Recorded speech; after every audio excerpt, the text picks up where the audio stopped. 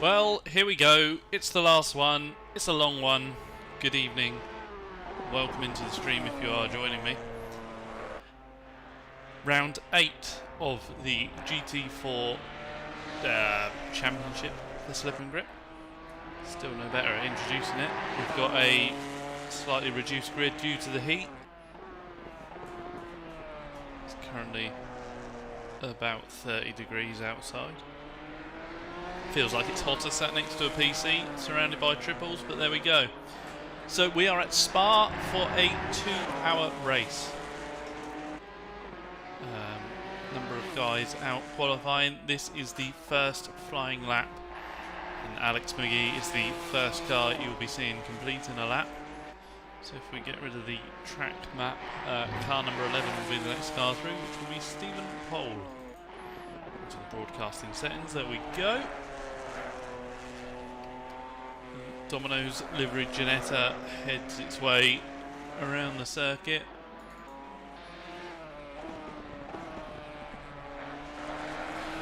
We'll get a track map because I've got 2 hours of not knowing what the circuit or the corners are called.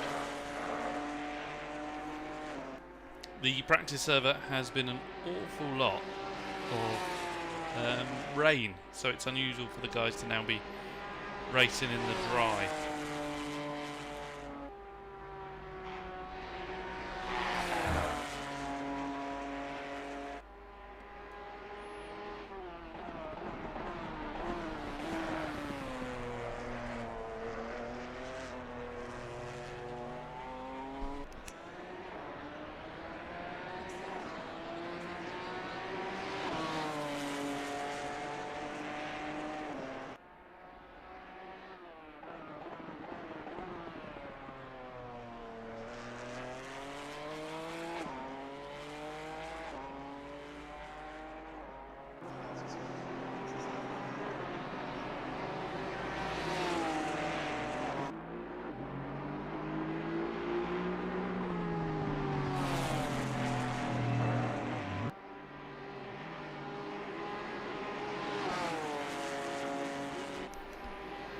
So Alex is the first car to set a time.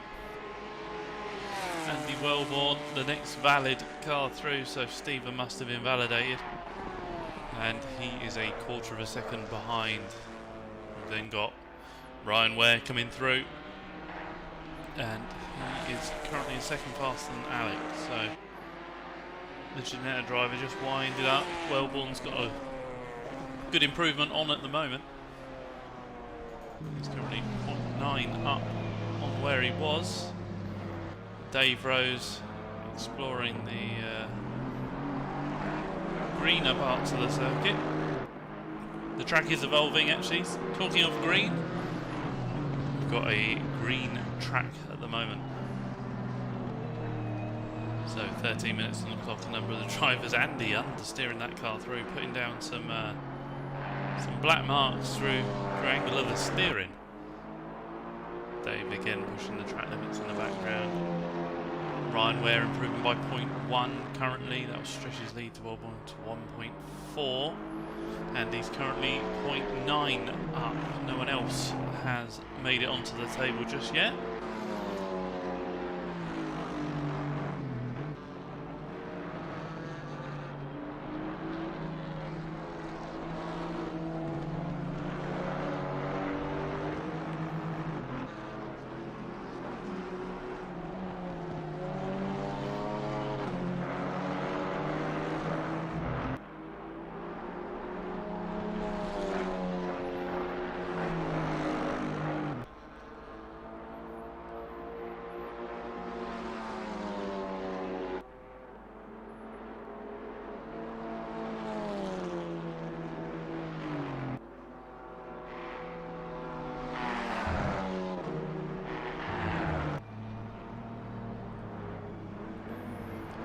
Still no one else to set a time. I see there's 2 cars on the map. Let's see how Andrew does. He's 1.2 up. Ryan did improve. Oh, Andrew just jumped ahead of Alex, so They are through. Ross Parker in the background gets a time onto the board. The cars ahead just starting their laps.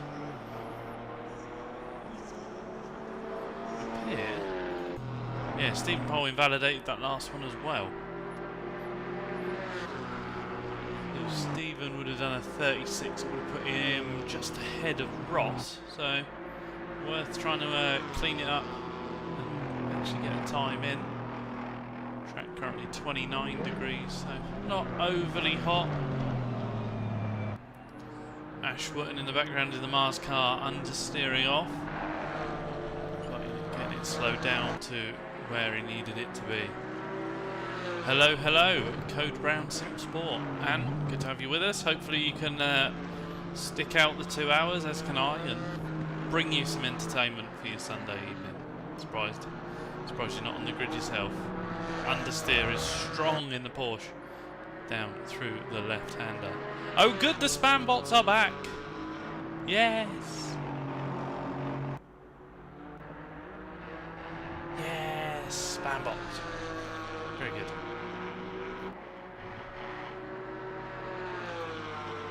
So Stephen down on his current time. Who have we had? We've had John come to the party as well. So John a little down on the times. Heads through to try and set another.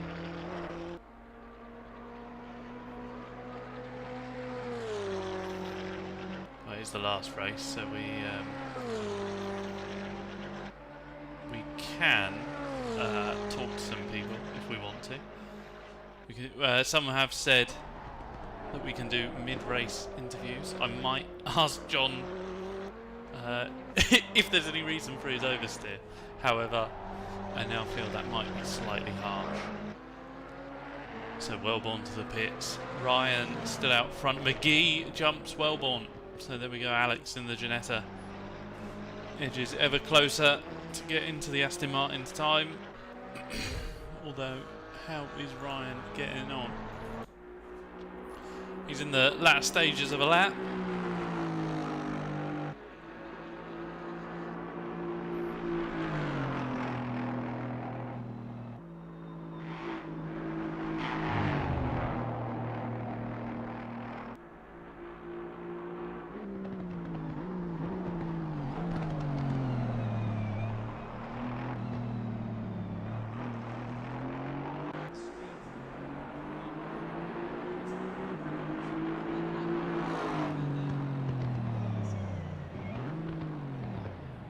Absolutely, so a 33.530 for Ryan. That's probably that tyre set done. We've seen the Aston Martin driver doing really well this series. Alex McGee heads out again. Wellborn's in the pits. Stephen Poll looking to improve. Dave Rose has got ahead of John Walker. Is John going to improve?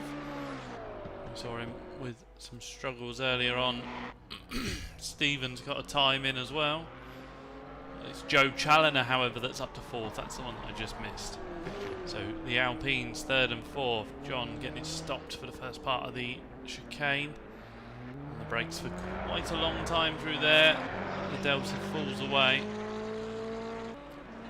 Does improve, but not quite onto Dave Rose's pace, so he will go again. We saw a number of mistakes from John, but let's not dwell on that. Let's move on. He's already half a second up through the first turn.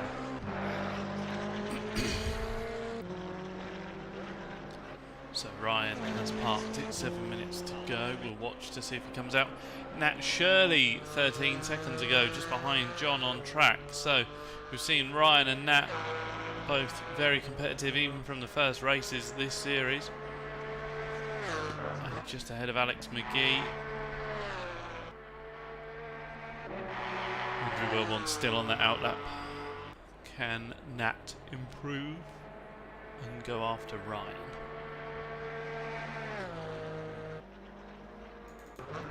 Stephen Poll currently improving. That was wide. That'll be invalid. So even though he was 0.3 up, you just saw Stephen coming off the track and then struggling to get it stopped. These drivers have got to do 2 hours of this, and we've got 2 hours of this to talk about. This is great. And please stay with me.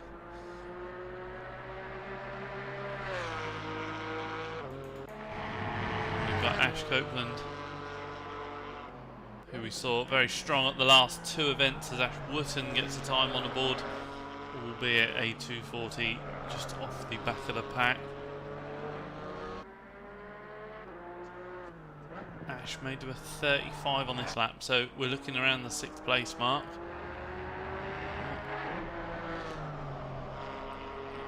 Quite as competitive as we saw him earlier in the season.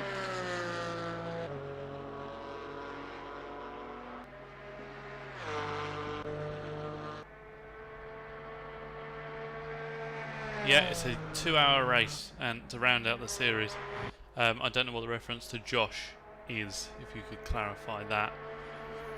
So we're still on 29 degrees, we are still on a green track, we've not quite got the evolution, maybe not the car numbers to push it on through the progression.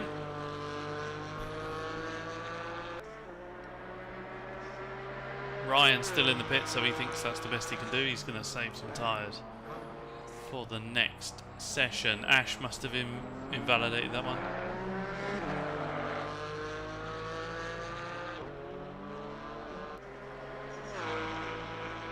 There we go then, off onto another lap. No signs of any improvements from any drivers at the moment other than Ash, who we're watching at the moment. Delta in a 34.1 at the moment. So if he can nail this lap with no pressure of a stream watching. He's got Wellborn in the background who is going to look to improve. He's currently 0.1 up. Gets it stopped and across the inside curb. Hooks the second, keeps it mid on exit to give him a good run through this right-hander.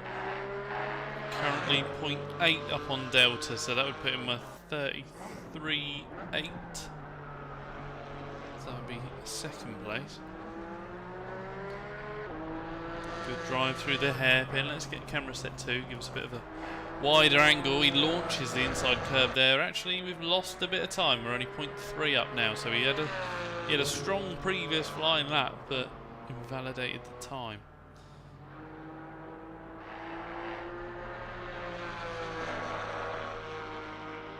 Critical phase of qualifying now, the track at the best it'll be.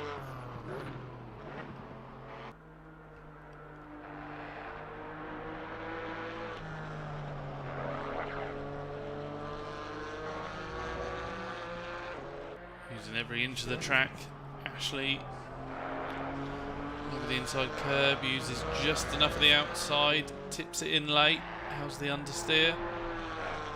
Tries to push him wide, but he just keeps it within the boundaries. He's matching his Delta, which is fine, because he just needs to have a valid lap.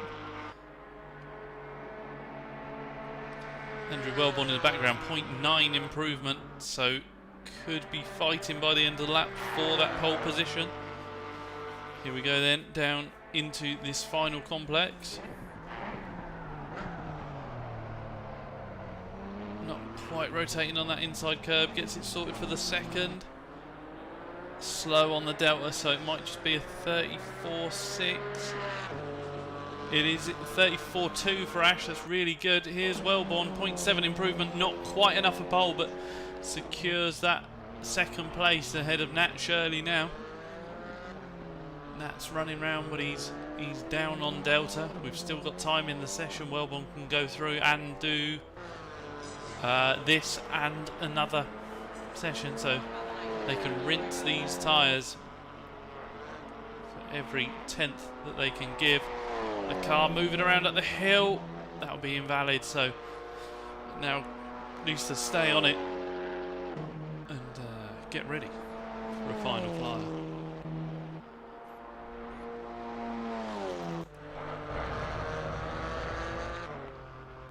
Stephen Pole currently 0.1 up on Delta.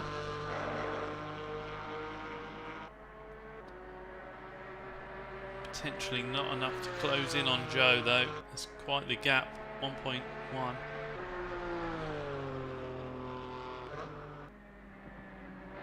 The car just seeming to push on there for Stephen. You saw he not quite able to make that first apex.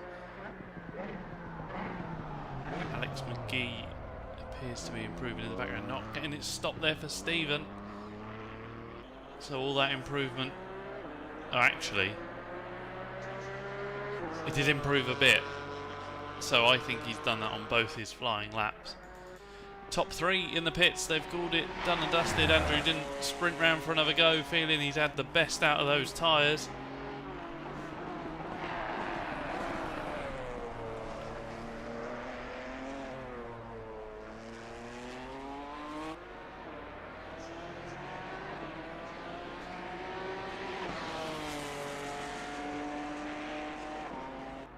Alex almost matching his last time, 0.02 off, so he's not quite able to get Nat Shirley, but we will see. He will go again, this being his last flying lap. John and that McLaren down in 10th. Currently we've seen him fighting higher up the field, currently got a 0.4 improvement for John, so that might jump him ahead of John. No, that is John. Dave might jump John ahead of Dave.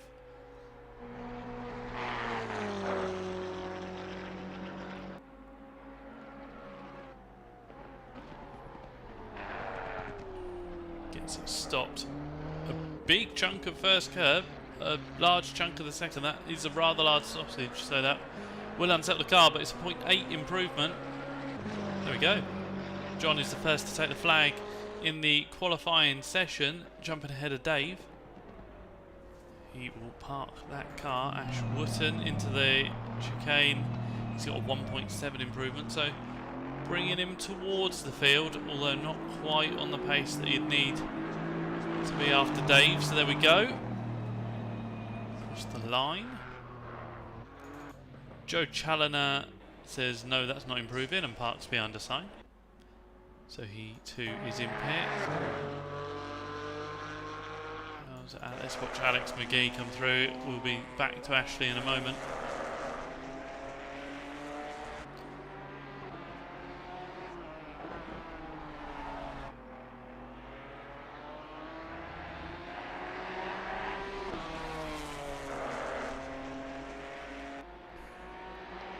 Every millimetre to unwind the steering there for Alex. Now sprints his way down through the last sector.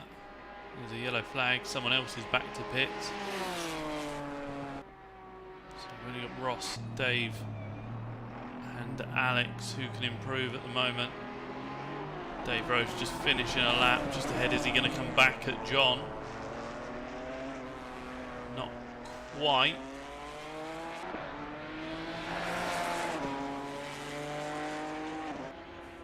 Alex McGee also unable to improve. 0.017. Right then, we roll over to the next session.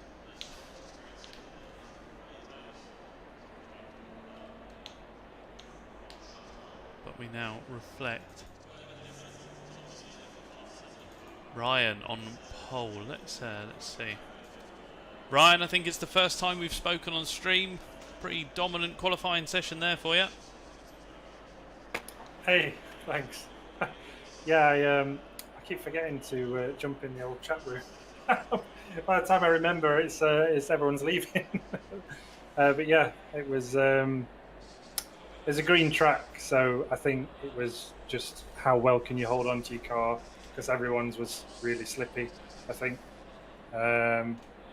But it's a long old race, so I guess there's, it's not going to matter too much in the grand scheme of things. That's it. We've seen Andrew quite hot on your heels throughout the season, but if they get caught up in a battle, which I'm feeling could happen early on, especially with the straight line speed of the Alpine being vulnerable down the straight. Previous weeks you've managed to break free at the front, and yeah, if you get away, you should be on for a good run, and if you don't manage to break away, we're in for some good viewing, I think. Yeah, and with the change in weather, it could really throw a spanner in the works as well. I'm pretty sure Andrew is lightning in that thing in the wet, as we saw from Nürburgring. This is okay in the wet. I enjoy the drive in the wet with this car, but to be fair, with straight line speed, I'm not really packing all the horsepower either. I remember from Bathurst, so I might be vulnerable to other cars, but I think I'll be okay against the Alpine on the first straight. Brilliant. And then as far as setup goes, obviously we've only got the half-hour forecast, and it's more of this grey condition at 2 o'clock.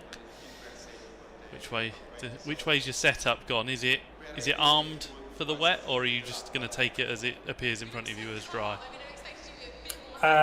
It's a dry setup, contemplating a little bit of rain, so it doesn't have crazy values in terms of camber and toe. It's just very neutralised for the race. There's visions of binning it in the puddle at the top of Kemmel is all too real.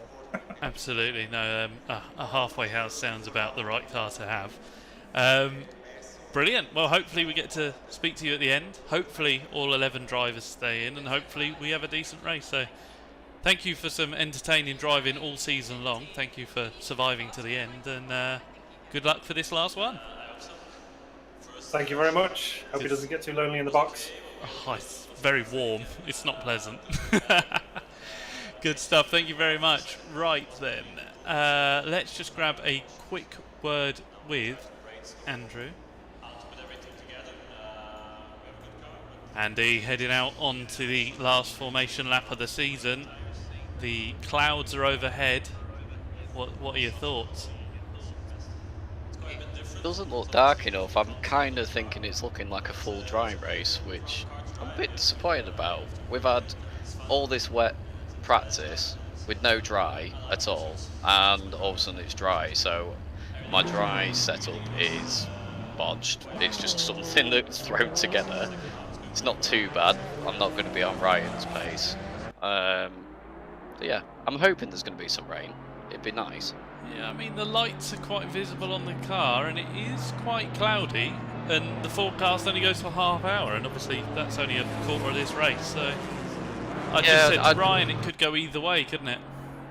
Yeah, I hope it does, because I think I've got a reasonable wet pace. The only thing is, I think I had a different setup for the wet. I can't remember exactly how it was. Sure. I don't think it was massively different, but I kind of went for a hybrid-y type setup in the hope that it will be mixed conditions. So yeah, let's hope that it is mixed conditions, and that, well, we can potentially take the fight to Ryan a bit better once it is, because I'm not going to be able to do anything on the straights, as is all the series. I'm going to have Nat Shirley with an incredibly quick Porsche on the straights behind me. So yeah, I think it's going to be a struggle early on, so I could do with something to hopefully bring the bounce back in my favour a little bit. But we'll see. Absolutely, we will see indeed, but thank you again for a good season. Yeah, no obviously worries, organising this and participating, it's a lot to deal with, but it's been an entertaining one. Shame to end on 11 cars, but we've had some really, really strong races. We've had some quiet races, so it's been really good, really good. Yeah, hopefully the sort of once the weather calms down a little bit here in the UK, it might tempt some drivers back. But yeah, I think it is a little shame that there's a drop off, especially after when you look at Bathurst, and we had 20 odd cars going around there, and how close it was. It's yeah, it's a little bit of a shame. So I hope that some of those guys come back, but not much more we can do about it. Just keep producing these videos and stuff and try and entice people in. And if anyone new does actually tune in, please do come and join us and have a go. Absolutely. Yeah. Absolutely. Couldn't have said it better myself. Good stuff. Right, I'll let you get the car where you need it, and I'll go and harass someone else. Yeah, no worries. Cheers, Tom. Cheers, Andy. Right then, I think we need to just speak to John, who is currently harassing Dave.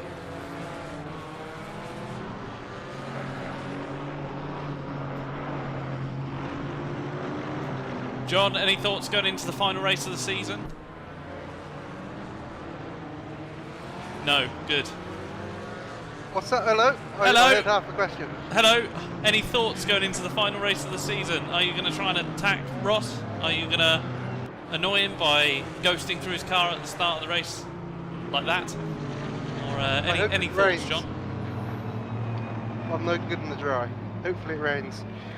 Okay. The McLaren looked like it was pushing on somewhat in the quali session.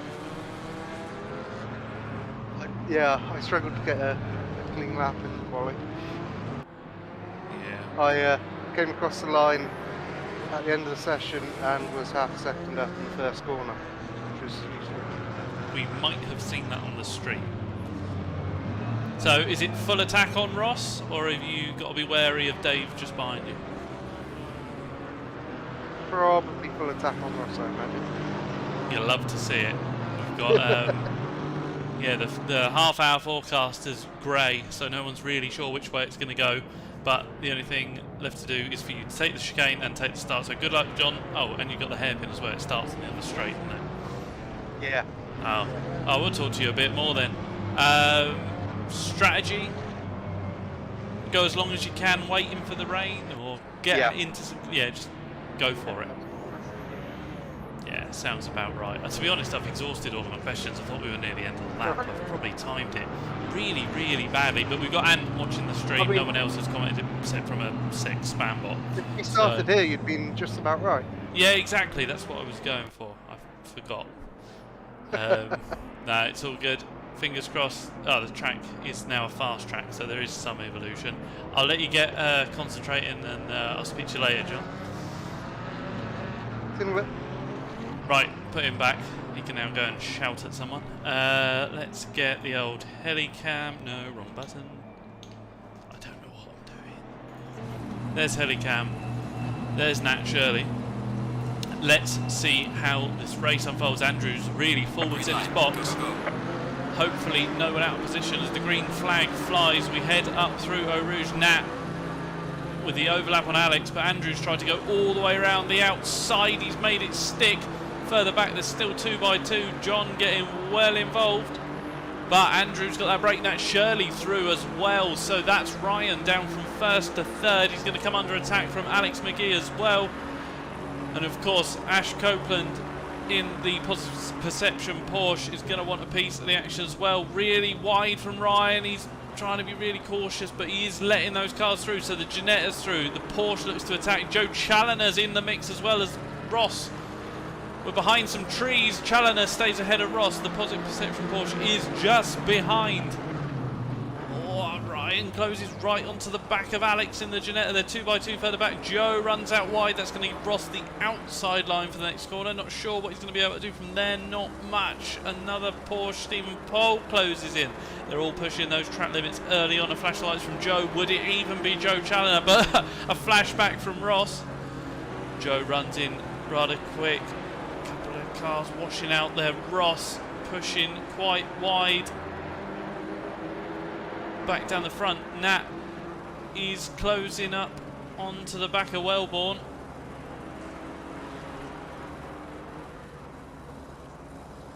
There we go then. So Andrew through, Nat through, and Alex through as well. Andrew's got to sustain this early pressure, this mixed setup. Hoping for a bit of rain later on. All the cars within a second of each other. As we head down the splits, that's what you want to see. Was that a run for Nat? It was indeed. So Nat to the outside of the Alpine. Andrew covers the inside. Nat pushes the track limits. Unsettles the car. Alex McGee coming through. So he's gone from being the attacker to the victim or attackee. The outside for Alex. That's not going to be a move. But Ashley Copeland. He's deep. That's going to be Ryan. Still side by side with him. Joe's going to want a piece of the action, so they sit tight down the front, whereas Joe is now attacking. Ash massively missed that braking zone. It's okay though, it is the start of a long race and these guys all still together. Ash looks for the cutback. Joe parks that Alpine, nowhere for him to go. John out wide. McLaren just not wanting to turn in. Washing out. Now here we go, 2x2. It's the first time we're going to see it. This is through the first part. Ash leaves him enough room. Ash is playing it brave. Stephen Pohl in the background launches it over the curb. So Ash got the run up the hill, but that will be a track limits warning. I think he's consciously played that card quite early on. The Porsche is really strong compared to the Alpine up the hill. Ross potentially around the outside of Joe. Joe breaks late. That's the strength of the Alpine. They rub doors or wheels or something. Hopefully not too much damage or any damage at all. So Joe dispatches the Porsche of Ash, and now that's Ash under pressure from Stephen Pole and Ross Parker just behind. They knock doors again. I'm just conscious that the guys down the front, Andrew's still holding off Nat Shirley. Ross with a good amount of curb, but doesn't really help him with his run onto the straight. And it's all settled down for a moment. Let's just jump back down the front. So it's Andrew 0.026 at the last split. Nat is looking feisty. Ryan is dropping a little off the back of that pack. He will come back once that car has got its tyres in the right place. The guys all said it's a long race. That 30-minute forecast not updated just yet. Still showing more of the same. Nat runs in deep, a little brush of the bumper, but Andrew able to get on the throttle and drive away. Has that given Alex an opportunity? He's got a better run onto the apex. They're tight through that corner. But the power of the Porsche, if Alex can stay tucked up behind, hopefully Nat takes it with him. So the power down the straight line. Nat's gone from compromise to making an attack. That's a very, very fast car in a straight line. The attack didn't come at that moment. Is it going to come down into, I think it's the bus stop. It's called bus stop, I think, from memory. They're both a little deep, whereas Alex has got it stopped, so he's instantly on the back of Nat. But this has brought Ryan back into contention. Don't forget the Porsche's behind, attacking the other Alpine of Joe Challoner. The field heads through. They're breaking off into two packs at the moment. Alex with a half defence, just offsetting the car on the way in. Ryan able to unwind the steering and get on the power and chase down that third position. Ginetta. Here we go then, another lap ticks away. Here we go. Andrew now close on track limits, as is Alex McGee. But Alex McGee's got to optimise each run because he's not got a massive amount of power in that Ginetta. With a run like that, it's not been defended by Nat. He's not moved all the way to the outside right. Now they're all defending. So Alex has taken the normal line. Nat still looks to the inside. He's blocking Alex. Alex tried to go the long way around, but Ryan with a more optimal line. Now all over the back of the Ginetta. There we go. There it is. Alex with a chunky curb. In the comments, we've got, and Alex has really gelled with that Ginetta. Absolutely running in third place, but a silver. So leading the silvers and fighting for third overall. Absolutely has gelled with that car, and I'd question him being a silver in the next season. Taking all the right lines. In the background, Joe has been passed. So Ash Copeland. Sorry if I keep pronouncing it wrong, Ash. Ash able to get past Joe. And then breaking back, Stephen is ahead of Ross. So you've got Dave, John with a scraped up side, and Ash Wooten in the Mars car with a scraped up front. Don't put two and two together, you might get a traffic collision. So Andrew down the front.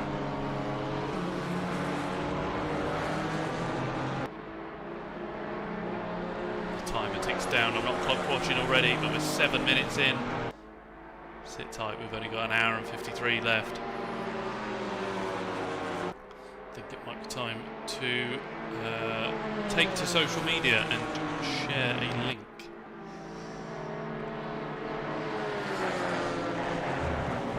Here we go then. There's me going to social media. Alex McGee now attacking Nat Shirley. Nat will blend out the brake. He does get it stopped. Alex to the inside, rotates the car. Doesn't. Oh, the Porsche Nat unwound the steering to try and get on the power. However, Alex McGee is now up to second. Did a good run, caught in the toe. Now let's see how that Ginetta does, break in the wind or the air for itself. Good rotation on that car, able to hold a really tight apex. And now it's Alex's turn to go chasing after Andrew. Joe Challoner in the Alpine now with the fastest lap. And it was on that last lap, so Joe will look to go back after Ash. Alex with a good run up the hill. He's got a good overspeed on Andrew, so they move to the outside. Andrew with a good strong defence brings the car back to the middle of the road. Alex with the car turn in. He's going to get the inside for the next turn, so he's up past Andrew. That's opened the door for Nat. Nat looks to take advantage. Andrew's still got the inside for the right-hander. Can Nat get the cutback? No, he's going to try and power it all the way around the outside. It was very, very close to being run off the road. Andrew just left him enough room. Through the long right-hander we go. I'm definitely going to have to look up these track corner names. Andrew's getting massively defensive, so this is going to give Alex a chance to run away at the front of the field. Andrew wants to go with Alex and not fall into the clutches of Nat, who just seems to have that last bit of overspeed into the corner, but not able to make a run. So Andrew lives to fight another day, but an hour and 50 is a long time. The track evolving still. We will see it progress on from fast eventually. The apex speed difference on the Porsche there, you can really, really see it. Ryan's now got mirrors full of Ashley. So the gap back is then to Joe, and then back to Ross. There we go then, you'd expect the Porsche to be quick along here. Not enough of a tow from the Ginetta. Andrew's forcing Nat the long way round, but he has got that overlap a lot earlier on this lap. Nat now clear around the outside. Can he continue his run? In the background, Ash Copeland up past Ryan. So can Andrew come back? Not quite, just in the background. Ryan has fallen foul of Ash. Into the pits for Alex McGee. So was that a light car to get him that track position early on? Why has he elected to pits? I'm not sure. Ryan now moving to the inside of Ash. It's an attack into turn one. He's got the car stopped. Andrew's attacking further forward, but the Porsche is going to have to drive out the corner. So it's now Porsche, Alpine, Aston Martin, Porsche, Alpine, Porsche. Take a breath. Try and keep up.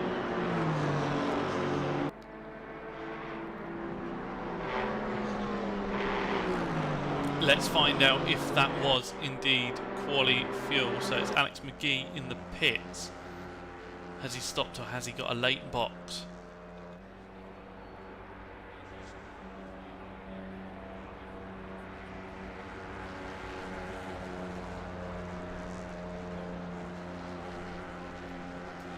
Alex, was that quali fuel? Is this an early stop? What's going on?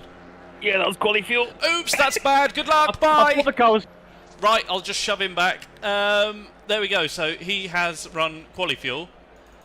Meanwhile, back down the front, Andrew tucked up behind in this really rubbish camera set. Tucked up behind the Porsche.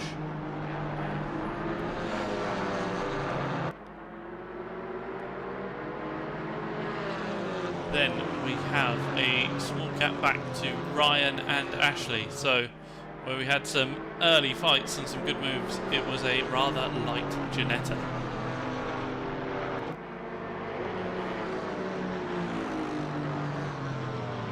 Okay, then just settled down for a moment.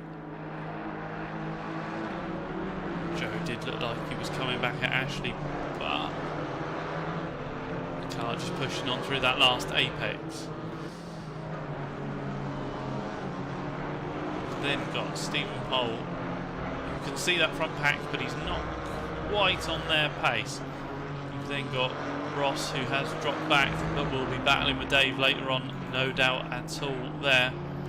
It's then John and Ash Wootton not too far behind him. And then Alex McGee, good chunk off the back of the field. You see getting a little ragged there. He just wants to make use of this clean air.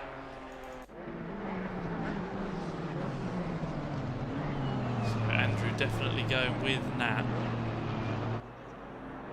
Let's see how the lap times compare. I know they've been bumper to bumper the whole way around, but that has done a favour for Andrew. It's a personal best, it's 34.8, matching Nat. However, it was invalid, so I don't know if that will count as a strike or if it just was one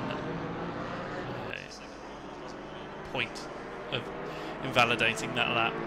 Also worth noting that Nat Shirley did the fastest lap of the race on that last time of asking, so Andrew really trying to stick with him, Nat pushing every millimetre as they head over the top of Eau Rouge.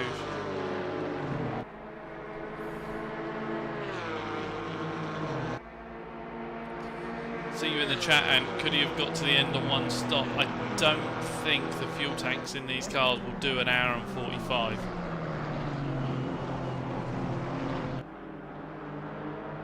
Don't know, we can ask Alex in a bit. Evening all, says Paul in the chat. Good to see you there, Paul. We've got a long one this evening.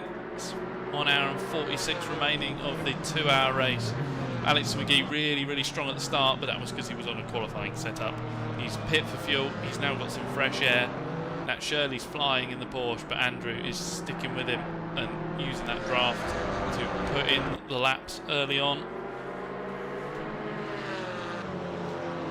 Further down the field, Ryan started on pole, but early on came under attack from a number of guys, the likes of Shirley, Wellborn and McGee. Ash is safe tonight. Yeah, he absolutely is, you bandit. Yeah, Ash is he's up on his delta at the moment, closing in on that front pack, so he's going through phases at the moment. We've also got a rather cloudy weather conditions and a fast track, so it's not really evolving at the moment, but we'll see if it does progress towards either brighter conditions or some rain, which I know a number of the lads are hoping for, and I'm probably hoping for as well. It'll really spice up the race. But good gaps throughout the field. We're only 15 minutes in and a number of cars are well within a second. This looks like a run for Ash, so how defensive does Ryan go? Well, Ryan sticks to that right hand side, moves mid to block. Ash brakes later, gets a slight overlap. He'll go for a first cutback, not quite enough pace to go for a second cutback, so does drop back slightly as we get a number of PBs flashing up on the screen. Not enough to take fast lap from Nat. Down into the hairpin they go. Top 5 all visible, all within 2-second intervals. We've then got a bit of breathing room back to Stephen Cole at the top of your screen now. And then Ross Parker back from him. John Walker was only 0.069 off of Ash. There they are. There's an overlap, so John's gone down the inside. He's managed to get his way past Ash Wotton as they head down through Eau Rouge.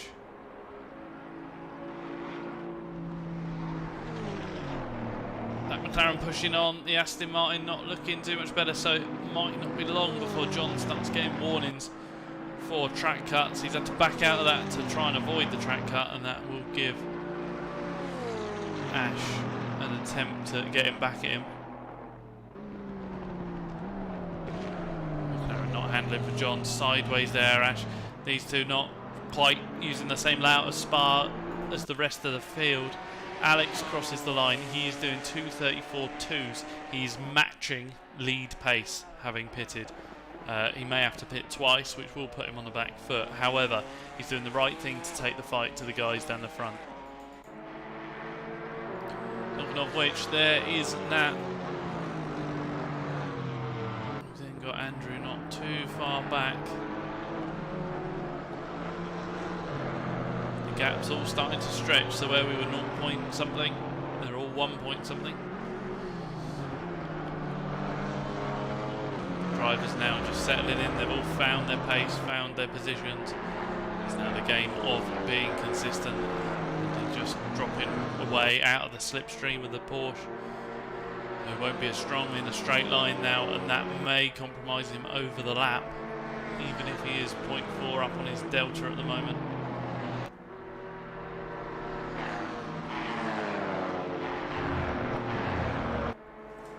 So down into the chicane we go. How does he get it stopped? We know the Alpine is very good on the brake. Yeah, meeting that apex nicely there.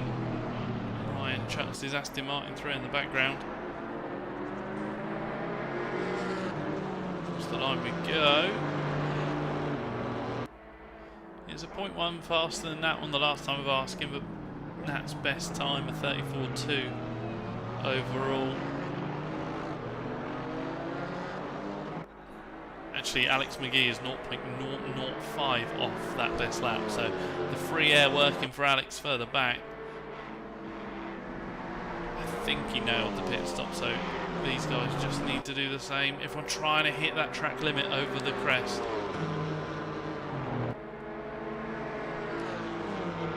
To keep it safe. Good run from Andrew up the hill this time.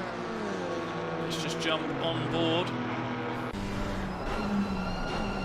So he's got a good view. Yeah, he's closed in that sector a little. The car pushing on a little. Not quite got the front end. Yeah, the tyres scrubbing, a few adjustments on the way out on the steering wheel. Modulating the brake, you see that left foot of the driver model there now, easing in the throttle. Tweak of oversteer, this looks quite hard work actually. I know these cars are more alive than the GT3 equivalents. But it does look like Andrew's having to work quite hard just to stay on terms with Nat. Goes to rotate and doesn't. Andrew has to wind on some more steering. Unwinds it now. Just compared to Nat ahead. Let's see how he's getting on. Feeds in the turn. Quite rapidly unwind. So he Porsche, very different style. It looks like he cranks on quite a bit of lock. And then unwinds it quite quickly as he gets on the throttle and rotates the car using the power.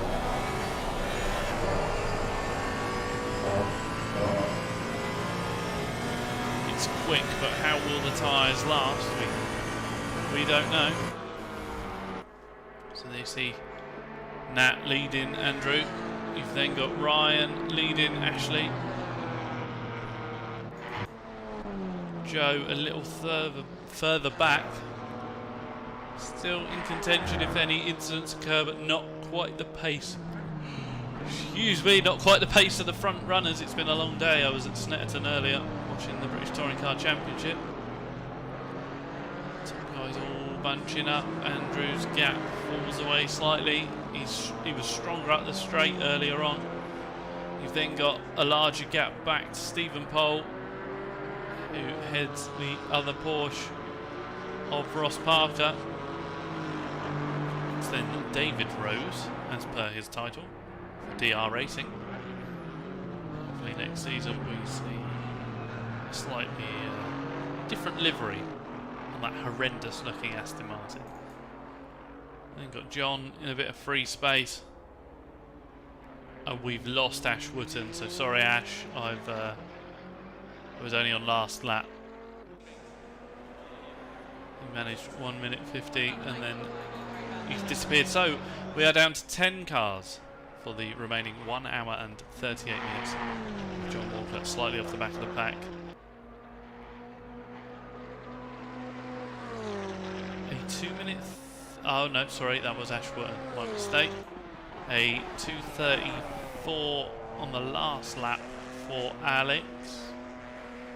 So same pace, slightly off the pace. That was a Joe Challoner pace lap on the last lap, and that one was a 34.5, matching Ryan Ware.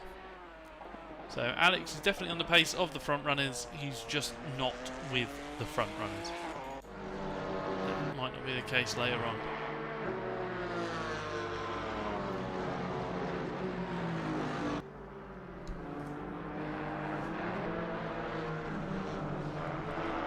Is now putting pressure on Ryan. The headlights ablaze on the Porsche.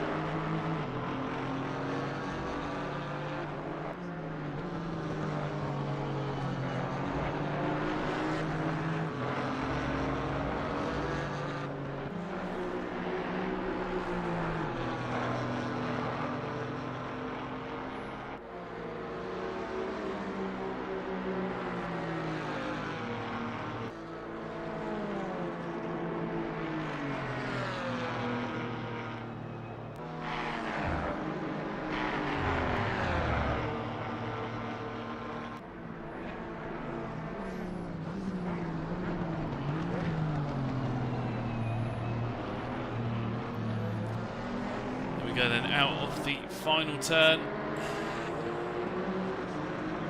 puts the pressure on to Ryan. 0.4 now. Let's, which one was it? That one. Not that one. That one. Yes. Ryan now under attack from Ash. Let's see how we do up through Eau Rouge. See how that gap compares. The power of the Porsche combined with the slipstream. Is it going to be a move early on? It doesn't. No. Actually thinks better of it, and probably rightly so. Ryan has to get out the throttle just to keep the nose on the circuit. It's a shame because that run has disappeared now for Ashley, so he's not able to attack on this time of asking. Drive through for Alex McGee. That'll be track limits after that stage. He's backed out of the throttle. He's pulling to the side. I believe this is going to be a rage quit. Oh no, it's not come out of the plug. He has gone back to the pits. But I feel this is the end. So Alex rounds out his season with some fantastic pace. However, he doesn't know how to keep it on the circuit. Talking of which, Andrew Wellborn pushes on. Now 1.6 back from that, so not quite got the Porsche pace at the moment. He's going to be hoping for rain. However, that forecast ticks away and just stays the same. So nothing looks to be changed at the moment. We've only got 1 kilometre an hour of wind, so the weather may be rather stagnant at the moment.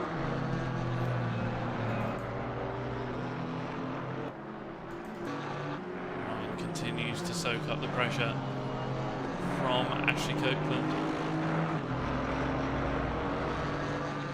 Ash absolutely pushing the limit of that car. You saw him all over the curbs on the rumble strip, but that is fine on track limits as far as I remember. The rest of the field behind. 5 cars, all quite spread out. John 9 seconds off the back of Dave on that last sector.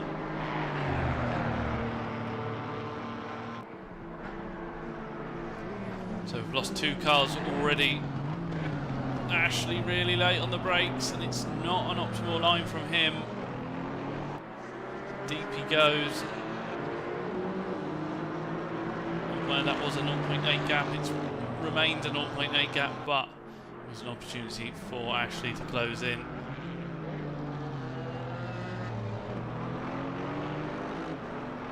John now 10 seconds off the back of the pack, although he was 0.1 faster than Dave on that last lap.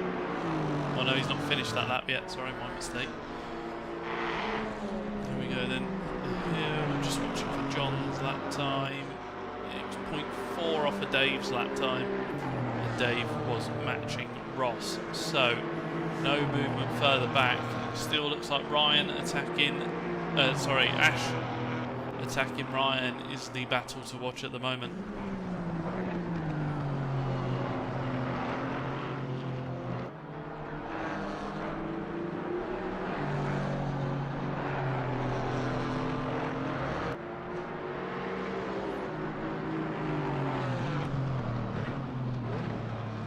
I don't have the championship standings at the moment, and so I'm unable to answer that for you. And I don't know if it's double points. To be honest, I turn up and I talk about what I see. Andrew's done a fantastic job of organising to the extent that I don't have to be involved.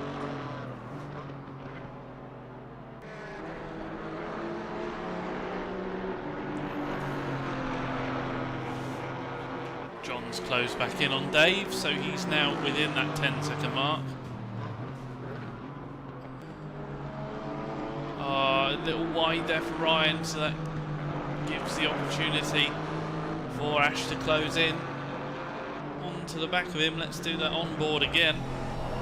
Now, Ash with that same driving style we saw from Nat earlier on. Crank the lock on, get it turned, and then unwind it with the power and power it out of the corner. It seems to work in the Porsche. Good power, it's put the Porsche in a very strong position up and down the field, well, leading the field. Both Stephen and Ross doing well. So Ryan's got the inside covered. We've seen Ash brake late a few times. He has done just that. Not able to get the nose in on that time of asking and stays behind Ryan. So Ryan sustaining the pressure for the moment. And as the clock ticks down, Andrew sits 1.5 seconds off the back of Nat. Ryan almost 2 seconds off the back of him. Joe and Stephen both running quite lonely races. There goes Joe. Here comes Stephen. Stephen does need to just stay hooked on this pace. Doesn't need to let Ross get any closer. But if they do, Dave is there ready to pick up the pieces. John's not too far back either, but just struggling a little on pace. He's down in the 38s, whereas some of the front runners are in the 34s, which is where Alex was before he decided he wasn't using the circuit enough and pushed one too many track limits. Talking of which, that is very borderline from John. Could potentially be looking at track limit warnings throughout.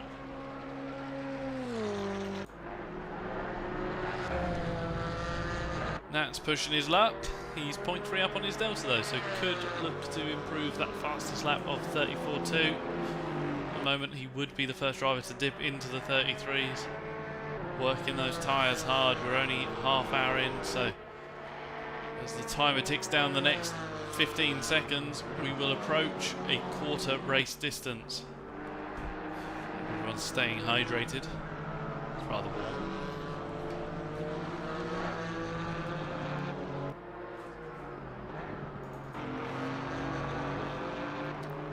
Actually edging closer towards Ryan. Will we see him attacking into the bus stop again? Seems to have this section rather hooked up.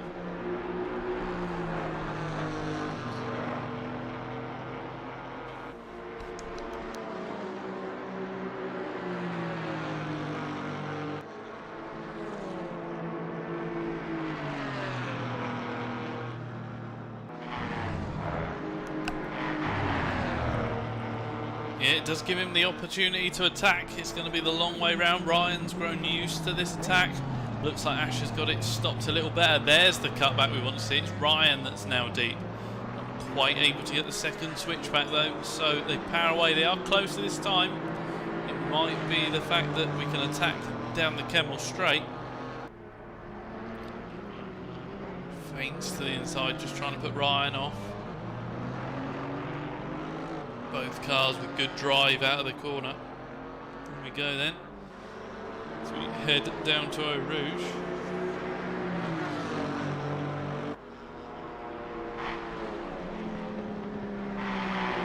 Here we go. Comparable amounts of cuts, so I can only assume that it was legal. Now the horsepower of the Porsche does seem to do well down this straight. Combine it with the slipstream. Are we in a place to attack by the end? It's a run, but not every run has to be a move. There we go, onto the brakes, comparable lines through as well. These two chasing each other. They are still mindful that Wellborn's not too far away. So you do need to maintain pace. They're actually towing each other along. They're both up on their delta at the moment. So a tune of 0.1 and 0.2.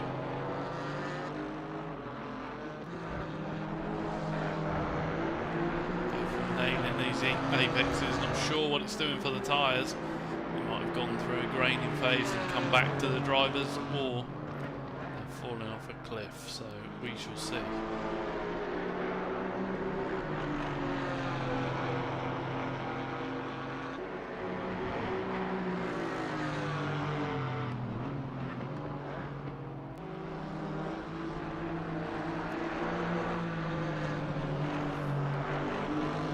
The edge is ever closer. Can he get the move done before the chicane? He is pushing towards a move.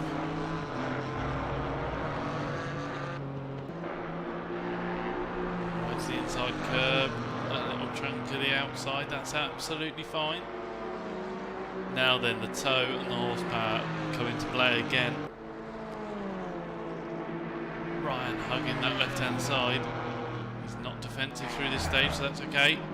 So Ashley's got a run earlier on, but pushes slightly wide. That might be a bit of aero wash, and he's not got the run in the right place, although the door is open. He's just not quite close enough to put his car where he needs to. A bump of the sausage curb unsettles the car.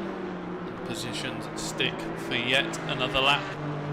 The gap 0.482 as we come across the line down into the hairpin. Andrew is slightly closer in their vision.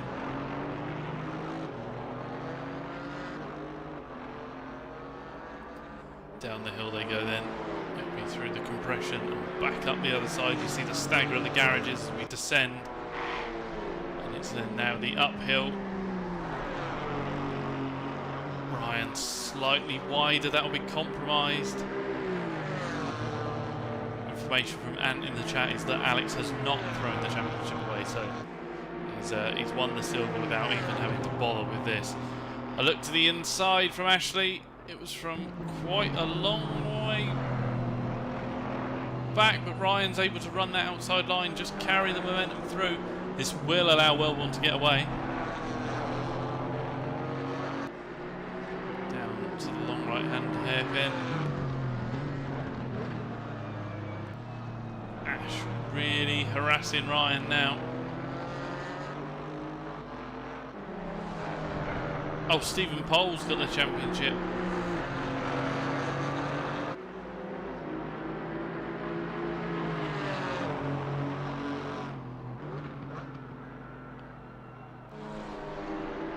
Sorry, I misunderstood. Stephen Pole won the championship and Alex is second, is he? Ross second, Johnny third if he sticks with it. Should we give him the information? That's without drop scores though, man, is it not?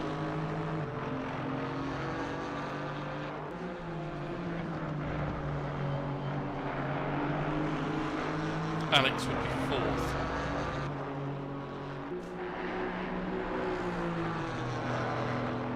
Okay, so potentially Alex further up without the drop scores.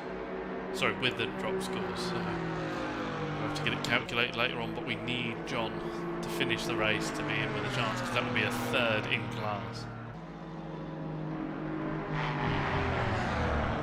Track evolves. It's now up to optimum.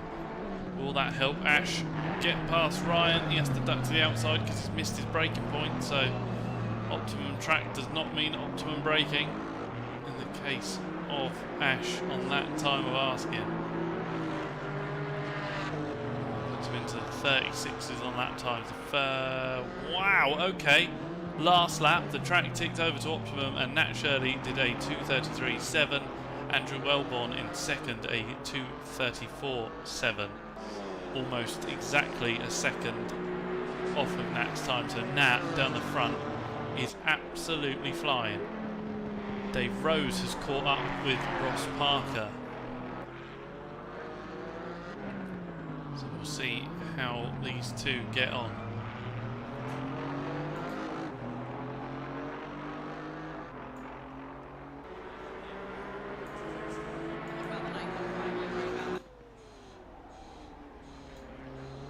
John, this is your pit crew and definitely not the commentary team. Just remember, this is a third overall. Keep going. Don't know if you heard that or not, but there we go. We've done our bit. Right then. Who is where? The track's ticked over to optimum. Dave Rose is close to Ross. Where's Ross going? What's this? I'm not going to hit the replay just yet. So Ross has done a loop-de-loop. And here comes John. Now let's get that 30-second replay. So Ross was going down the back straight. Dave Rose just behind him. And it just looks like a slight driver error. It's got not quite got it stopped. Has hit the bump and it's kicked the back, and that's the drift that we caught up on. So Ross does well to not stack it into a barrier, but the get out of jail free card had a sleeping policeman on it. So Ross, an extended Oh.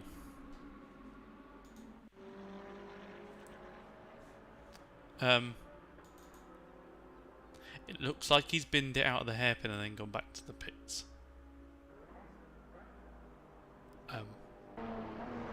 There we go, we're down to 8 cars, and that's second place for John.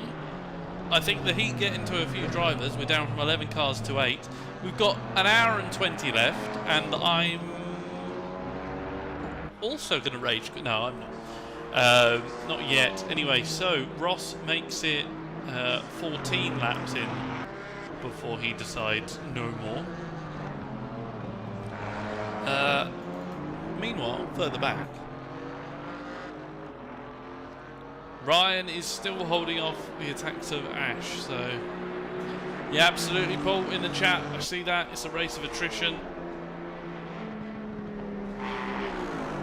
Starting to dull down. Oh, that could have been a track limits. Ryan really pushing his luck now. They're either getting really good at knowing where the track limits are, or they're just stacking them up and I just can't tell.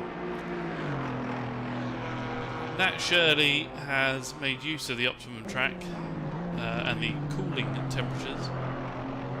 We've only got 1 km/h wind. I really don't think it's going to blow any rain through, which is a shame. Still not even halfway though. Barely over a quarter. We have an hour and 20 minutes to go.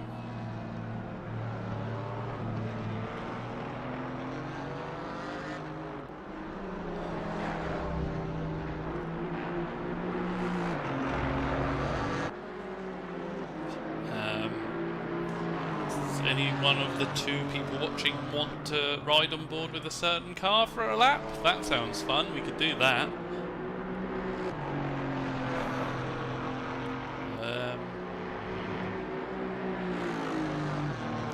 Yeah, the forecast remains unchanged. Oh, a little deep on that turn for Ryan, so that just brings an opportunity back towards the direction of Ash. We know this last sector is where Ash and the Porsche rear wing of Ryan. Certainly. So we know this where... Yeah, I couldn't find the wind camera. Yeah, we know the Porsche is strong through this section. So we watch in the second part, it'll close up. So, wow, closes up quite early on through this second.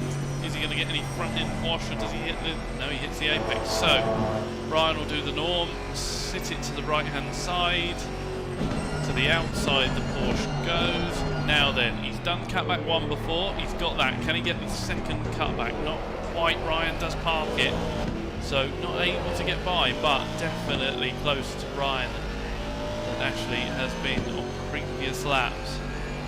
Is it a dive down the inside of turn 1? There we go, the move is gone, it has been sent, the stamp has been licked. However, Ryan... I can't see him. I want to go back to the wing, so they're going to be side by side into a rouge. Here we go then, lads, give each other plenty of room. Tucking in for Ash. Did compromise Ryan on the way in. I don't think it's forced him into a track cut. Half an hour till rain! Something is happening! An hour and 18 minutes left, and we've got rain in half an hour. Get the viewers, get people back in. This is fun. So we've only got 8 drivers, but we do have a forecast of rain.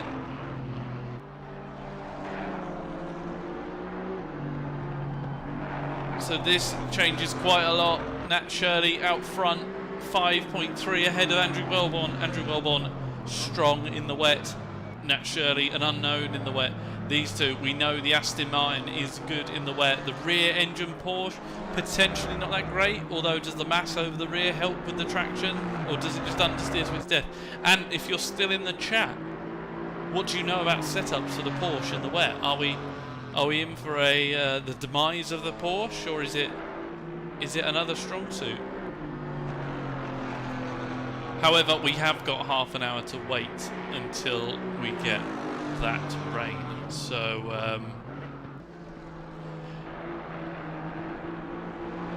it's all right. So, yeah, the Porsche all right in the wet, according to Yeah, with the really, really slow wind. Yeah, it's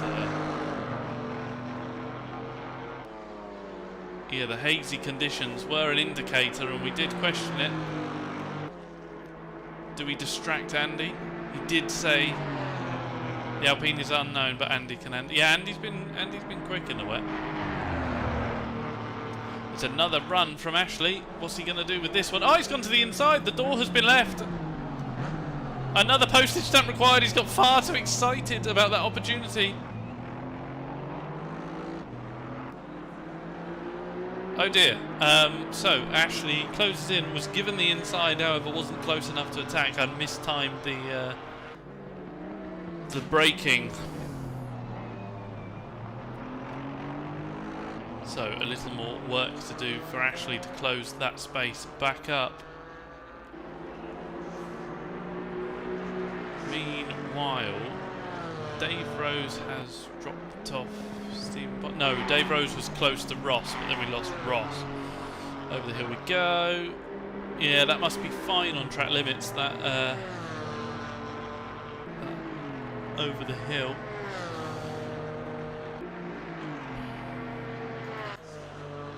There is Stephen Pohl. How's he getting on? Oh! There's an apex somewhere there, Stephen. Hopefully that car set up for the wet.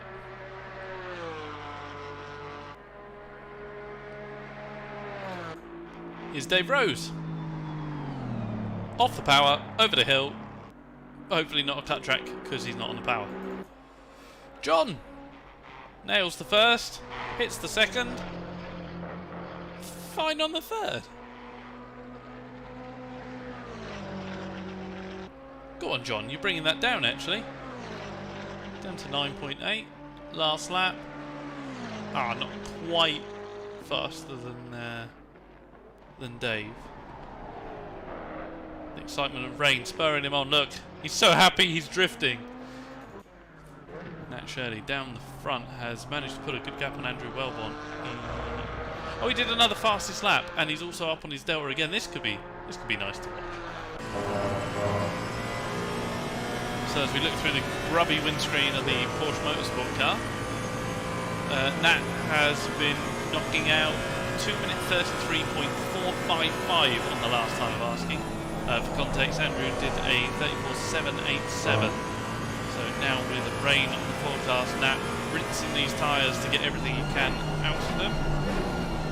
There is the Porsche braking point. Good rotation on the car, out the turn. Aggressive on the throttle. We're looking 33.562, so 0.1 off the fastest. Puts it in, patient on the throttle. Picks it up and heads down towards Eau Rouge. Massive downhill section here.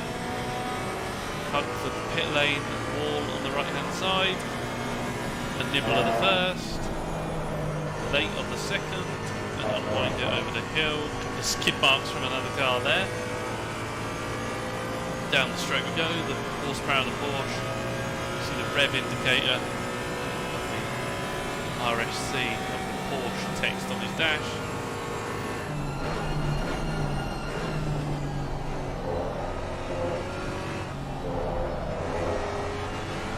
That being patient on the throttle everywhere, that extra little crank to get it rotated and unwind it on the power to prevent any Porsche things occurring.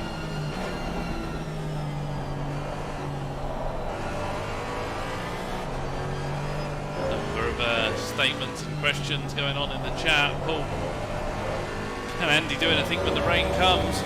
Well, yeah, we're in a pit stop, that can all change, can't it? Down on his delta as well, he's running mid-34s. Nat's playing with his delta, so he's very quick at the moment.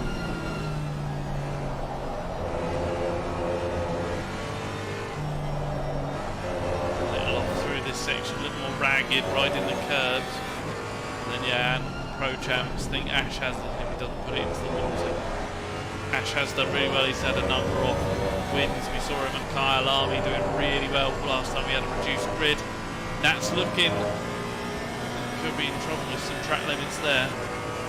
So the front end not quite given what he needed in the Porsche. He's dropped 0.3 on the Delta. Has a compromised run all the way down this straight.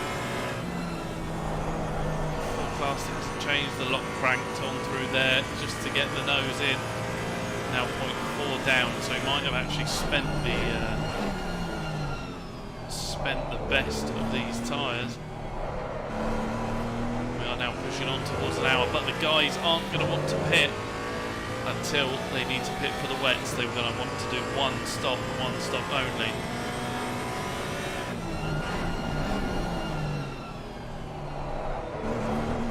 Got to watch out on the forecast at the top of when that ticks to 10 minutes to give us the best indication of when the rain is going to hit. So very Rouge we go. That last lap was a 30-for-1, so still faster than the rest of the field. Faster than the rest of the field's best laps as well. So Nat's absolutely got the measure of the Porsche and the measure of the rest of the field at the moment. It's now a waiting game. We wait for the rain to hit. That guy's going to be a bit in trouble in his t-shirt. Andrew still within striking distance. That gap 8.5 now. I think that some of them would be hoping for some new tyres rather soon. Ash was a fair bit quicker than Ryan on the last lap. Just where we saw a couple of issues for Ash, not able to attack. Ryan slightly wide, but it's given him a later apex, so making the best of what he's got at the moment. He can also still see Andy, not too far apart.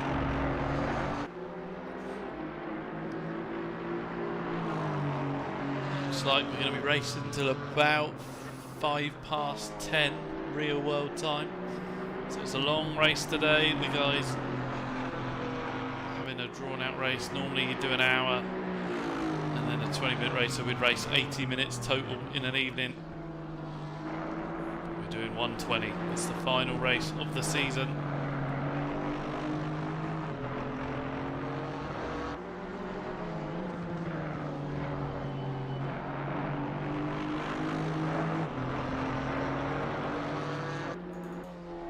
Joe Challoner's having a rather lonely race. He's currently 10 seconds ahead of Stephen.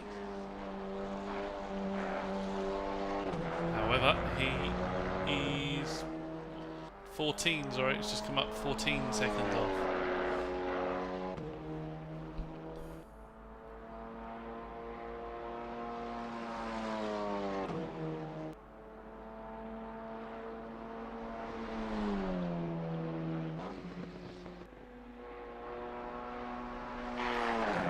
So if Ashworth is still in this, he could win it. Well, he left over 10 laps ago. So that's a shame. Joe jumping the curb.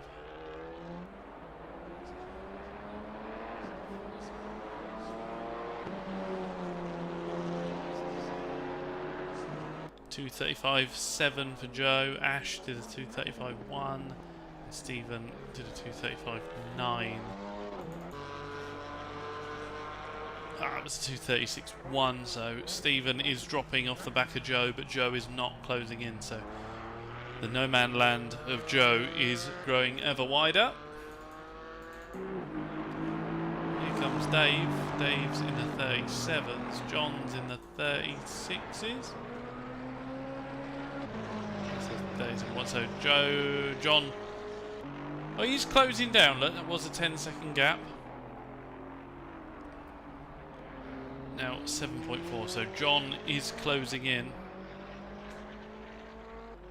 on Dave Rose. Dave Rose dropping back slightly from Stephen Bolt. So the gap's all spreading out. The drivers just have to sustain it through the rainy period if they don't all get drive-throughs for cutting track.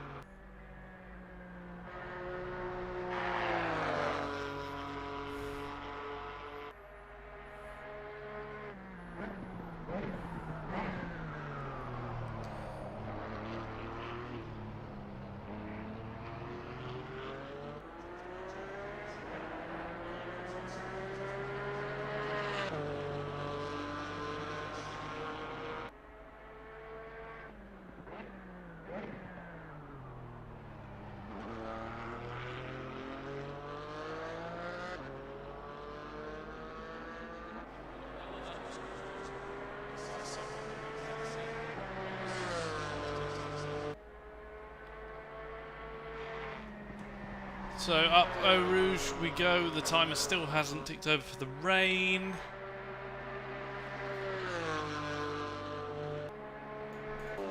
Wellborn's doing Alpine things. Hopefully no one's anywhere near the track limits. Ryan is currently out driving Ash's lap times. Ash 0.3 off on that last time of asking.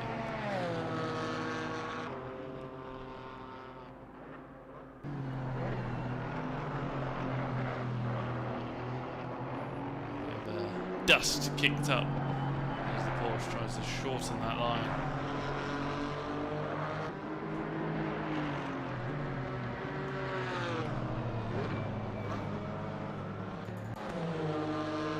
Stephen Pole's got past Joe Challoner. Joe Challoner has slowed down. 30-second rewind. Oh, has he stacked it? Oh no, Joe! Look at the drifts! Oh no, front end damage. He spun it round.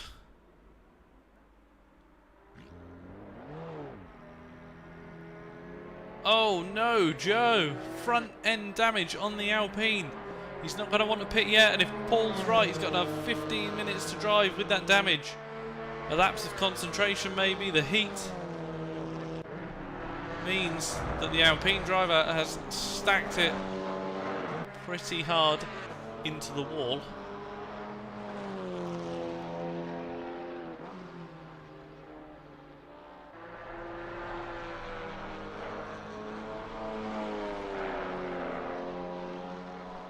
Down but a brake there, trying to get the nose in.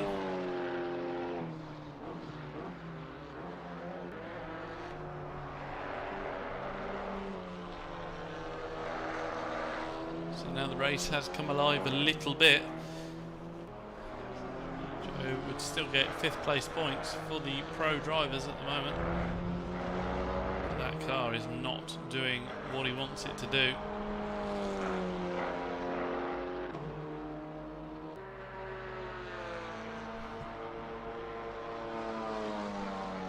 Hopefully he sticks it out and has fun with the rain. Still managed to nail that apex though.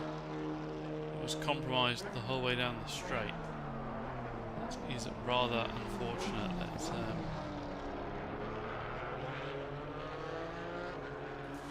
give some black lines as he goes as well. Here we go then. So that was a 2:52. Stacked into the wall. Let's see how that compares. Gaps further up, yeah. Ryan and Ash still comparable gaps.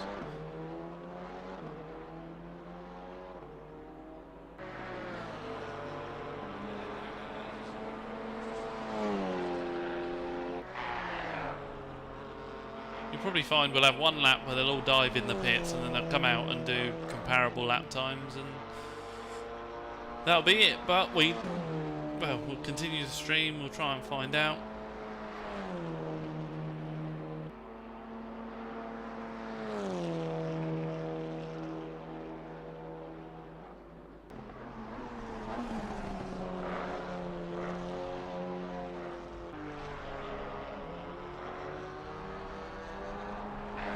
So if you're right, Paul, that time is going to tick down for the next 2 minutes. Joe half a second off his delta as he wrestles that car through the right-hander. John is closing in on Dave, so that could become a battle as well.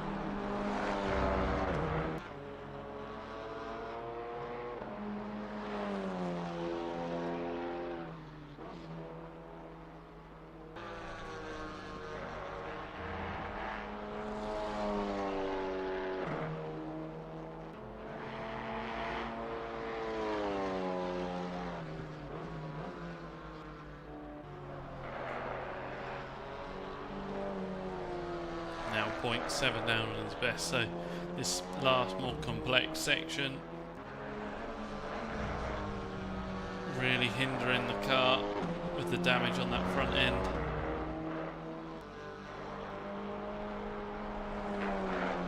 Out wide we go, hopefully not a drive-through. Again, Joe's going to have to be careful on the drive-throughs.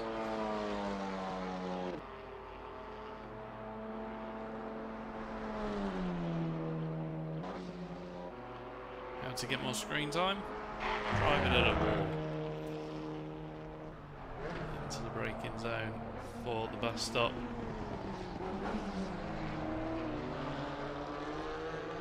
So let's just check the lap time for Joe as he heads out of the final turn. The driver's now on to lap 23. Lap time 36.7, so he's off the back of Stephen's pace, but he should remain ahead of Dave Rose. It depends what Joe decides to do in the pits. Obviously he'll be static for a little longer to get that car fixed. How's Nat getting on? Nat's just doing Nat things. Let's use the close-ups. There you go. You can watch him rattle the curbs, push the track limits.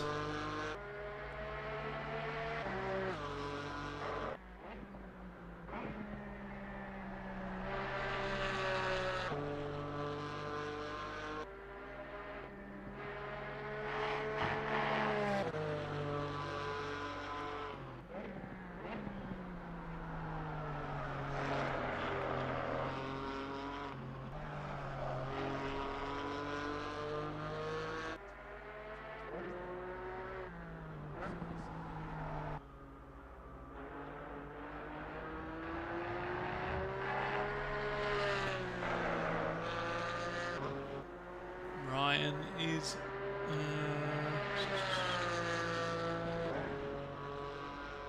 Ryan's done some PBs.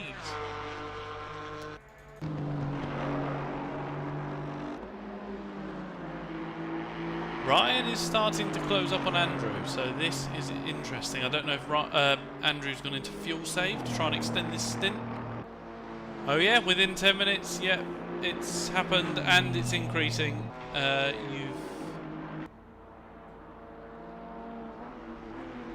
You've noticed that way quicker than I have.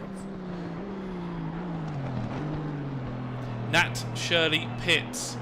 So, what does Nat do for tyres? He's got 10 minutes till the rain, so does he put the wets on? But he may risk damaging them.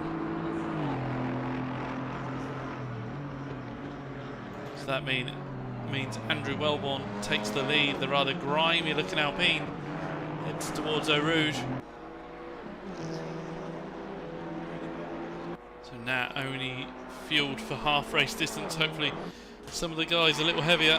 Clock was at 59. Wow, took me a long time to notice that. Sorry, Paul. Sorry, and appreciate you being in the chat and paying more attention than I am. So then Andrew is being closed in by Ryan. Ash Copeland a little further back. You see the blur of his headlights appear.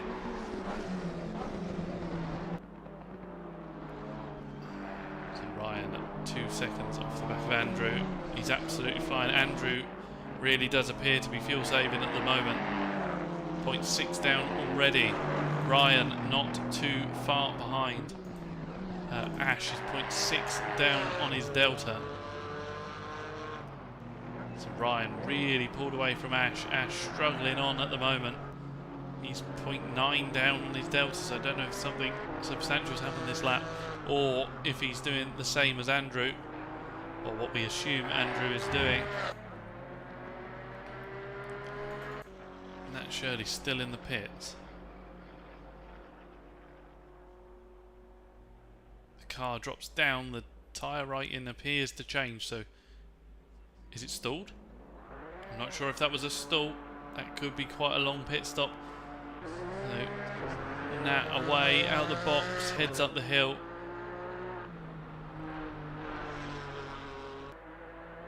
Here he comes. I don't know if you can denote which tyres he's on. It did look like the writing changed. But I am far from an expert. If only there was someone that dealt in tyres and Pirelli that could tell us.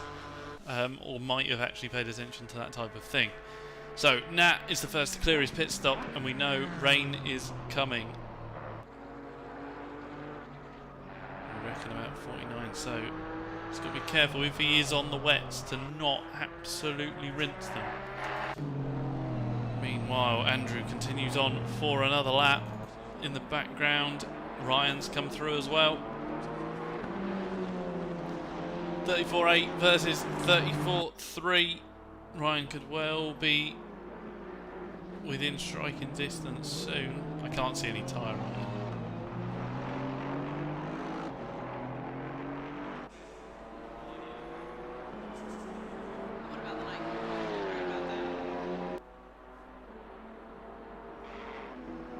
I think such a long pit I give up. I retire from commentary. I think with such a long pit lane, Ant, you might lose so much time driving through to just go and get that splash of fuel. Although if you run out of what do you do? Do you run down wets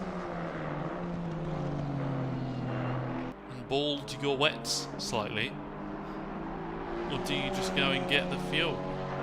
I think I'd have to gamble on damaging the wets, but like you say, the pressures and the wear would be all over the place if you've indeed got that, what, another 6-7 minutes? Nat's lap time at the moment, I mean, he's still doing his out lap, so it's hard to compare. I know the time is ticking away.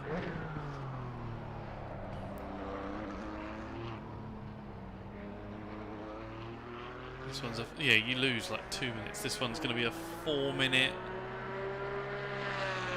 9, and the last one was 10 seconds longer because he'd gone into the pits. So now is the real test of time. I can't get the last sector. I haven't got the fancy dashboard that. Yeah, I don't know. Does the delta reset after a pit stop? He's currently 0.2 down as we head up Eau Rouge. Andrew is half a second down on his delta, and Ryan is 0.1 up. So they are now close. Nat Shirley 1.4 down on delta, 1.5.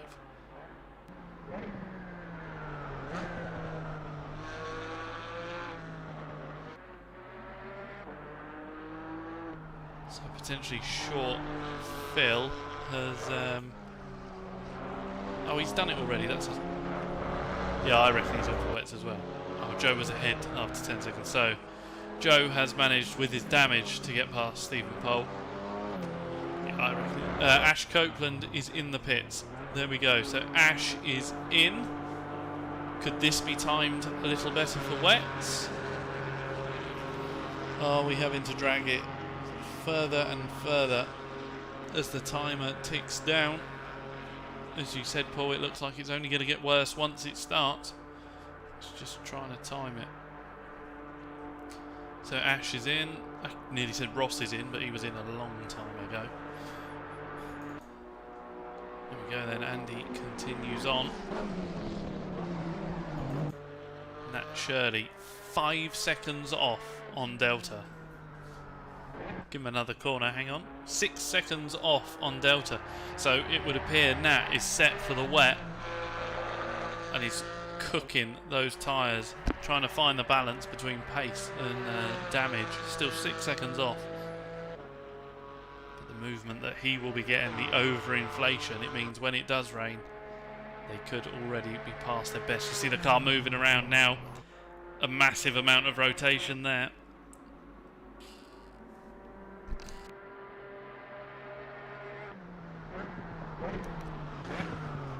Down into the braking zone we go.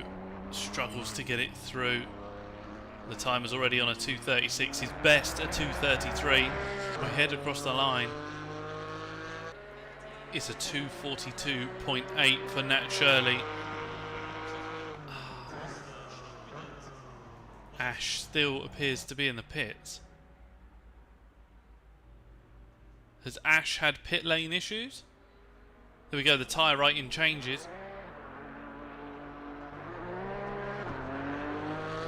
Yes, Andrew Wellborn still not pitted. Nat Shirley coming up Eau Rouge. Well, Nat's been that far off the pace. It's reined in all that lead that he did have. Talking of reining in leads, is that rain coming down? Or was that just my graphics? So Ash has got his stop done. He's now only 2.7 off the back of Nat, but he may have better condition wet weather tyres when that rain eventually comes down.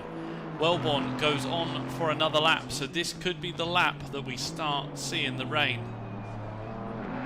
Andrew may have timed this really well, but Ryan on a charge, not letting Andrew get away. That was a 34.3 for both drivers, so Andy's woken up those tyres again. Maybe the fuel saving hasn't been as strong as he thought, or if he was just having a bad spell, but Ryan now definitely with him, and the tyres. Yeah, Andy and Ryan could definitely both jump Nat and Ash, because at this stage they are lapping far, far faster. So Nat's delta has reset, and he's 0.1 up on his delta, but his delta is 2:42, whereas these guys are doing 34, so 8 seconds a lap faster. Whilst they're still on the dry tyres in the dry conditions. There's the rain, almost like the flip of a switch. So these guys have got half a lap to do in these wet weather conditions. Let's see how quickly the track evolves. It's currently optimum. We'll watch for that to flick over to damp. Almost as if Paul was spot on as we hit 49. The rain came. So 49 minutes left. We're going to bring you all of the action on the live stream. Try and catch the replays and see what drama unfolds. So as the rain starts falling, Ryan is 0.1 off his delta, but Andrew has powered through and is 0.3 off of his. Joe Challoner 2 seconds off his delta, but we know he's running that damage. Stephen Pohl back through. Oh, let's go for a 30-second replay. So did Joe not get it stopped? These guys will be kicking themselves. They're only just onto this lap. I don't think anyone else was able to dive to the pit lane just at the right time. Ash Copeland, his delta's all over the place. I think he's just missed a braking zone. So Joe's got on the curb and just over-rotated. That's allowed Stephen back through. So that's another question. Is Joe going to elect to fix that damage, or if he's going to try and fight that car? That looks quite tricky right until the end. So down the front, Andrew Wellborn now 3 seconds off his delta. So the rain really affecting the guys. It's gone to a greasy track. They dive to the pit lane. Ryan's carried on. Ryan is carrying on for another lap on the slick tyres on a greasy track. This is a huge gamble and really breaks up the strategies. So can Andrew absolutely nail this pit stop and get out ahead of Nat Shirley and Ash Copeland? Or has Ryan gone for the right strategy, carried on for one more lap? Are the wet tyres going to be where they need them? By the time Andrew comes out the pit lane, will that track have rolled over onto a wet track? And half-hour forecast, it's only going to get wetter. It's only going to get worse. So Andrew down the pit lane, wipers on. Stephen Pohl currently third on the road. Nat Shirley and Ash Copeland already pitted. However, how damaged are their tyres? Stephen's not managed to get it stopped. Joe's down the inside. Are they diving for the pit lane? Yes and yes. So both the guys going for the pit lane. Is Joe going to get the damage fixed? Is Stephen on for a silver win? Or can John do something magical? There's Joe. Where's John? Here comes John down into the chicane. The tyres screech. He runs wide. And he bails around the cone, slows it down and heads into the pits with Dave Rose in tow. So John had got past Dave Rose. Where is Nat Shirley? So he's already on the wet. That car doesn't look fun to drive. The track rolls from greasy to damp. How's Ryan getting on? Let's see if he manages to get it stopped and turned in. Glides his way round, but it's not particularly quick. Does the back kick at all? No, he appears to have it under control. Andrew's in the pits, Challoner's in the pits, Pohl's in the pits, Walker's in the pits. Nat Shirley down to the chicane, so this is the one that we need to watch out of the final turn. But obviously Andrew's at pit exit. Andrew is out. Andrew is on the circuit, having pitted, hopefully with 45 minutes or 46 minutes worth of fuel. and has jumped a long way ahead of Nat Shirley.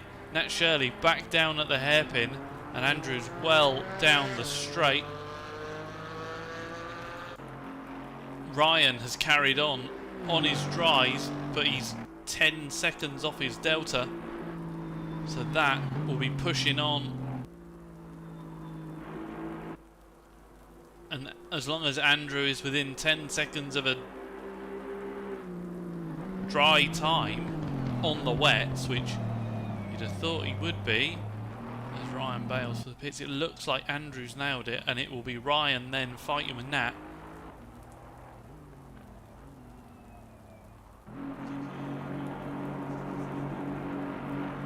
It looks like Nat was forced by fuel amount though, Paul, but yeah, the Ferrari analogy ringing oh so true. So there's Andrew. It's then a big gap back to Nat. Ash Copeland's not too far behind, so now we want to see where Ryan feeds back out. Joe's back on circuit. Stephen Pole not too far behind. Are we going to develop any puddles? Are there going to be any wipeouts? As we see, Dave has jumped back ahead of John in the pit stop. So we've got some moving, we've got some closed up gaps. Joe Challoner, the gap from 4th to 5th, 31 seconds, so that's the break in the field. Ryan's into the pits. How far through is Andrew on his lap? Yeah, so he's definitely closer than Nat was. It looks like Andrew has made the best call. We've just got to see if he can sustain the pace in the Alpine in the wet.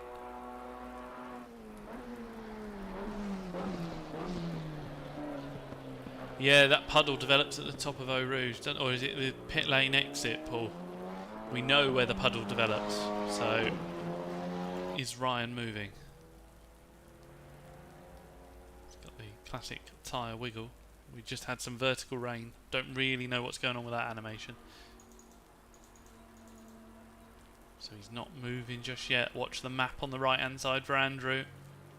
So he's down on his wheels. Here comes Andrew. So yeah, it looks like Andrew has made the right call as we see him now fly by. So it's not a huge gap, but Ryan's got that long old pit lane to do. But it's not as bad as I thought it was going to be. Wow, so that almost worked out for Ryan. Now, which of the two cars has the better wet weather setup? Andrew's already well established on the wet weather tyres. Ryan is just finding his feet. The first sector that they go across, 4 seconds. Where's Nat Shirley? He's back at Eau Rouge, so he's got that whole straight to try and make up. We've got 42 minutes. That's plenty of time for puddles to develop, crashes to happen. This is looking a little lively for only 8 cars. Don't write off Ash Copeland there. Last lap he was 0.6 faster than Nat. We know he has better condition tyres because Nat was out for an awful long time in the wet, in the dry, sorry, with the wet weather tyres on. He would have taken quite a bit of life out of them. Quick word from our sponsor in the chat. Thank you very much for your continued support throughout the series. Here we go then. We've also got John Walker right on the back of Dave Rose. So we saw that car fighting John in the dry. Looks like a bit of a handful. Let's see how it compares. Oh, it's pushing on. Oh, it's wide. Oh, it's nowhere near the circuit. So I don't think it'll be a cut track because the guys are travelling so much slower in the wet. But yeah, it's given John a good run actually. Let's go camera set 2. It's a run on Dave. He's going to go from a long way back. He sends it down the inside. Dave shits himself and runs off. But still maintains that position ahead of John. But John's now got a run.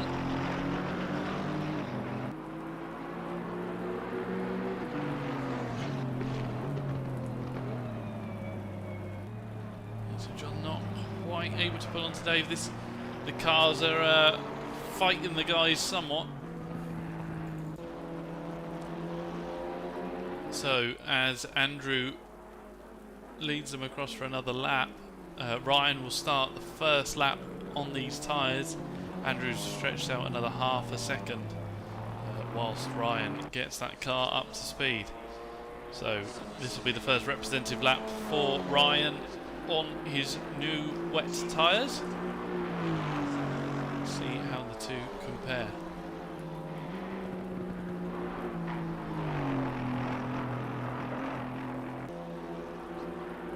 You see the greasiness on the track starting to develop. We'll start to see puddles. We've got the spray starting to kick up as well. So it's all going to keep developing. The intensity will be greater. The track temp down to 26 as well. We started on 28. The quali session was 29. Ryan's closed in on Andrew up Eau Rouge. So we went from 4 seconds out of pits to 4.5. We're now down to 3.6. So a huge chunk of time been taken by Ryan. Andrew could be in a little bit of trouble, and the rather neutral in handling Aston Martin could play ball. It might have stayed out on that loop too long on the slicks, but it looks like that car is working on the wets.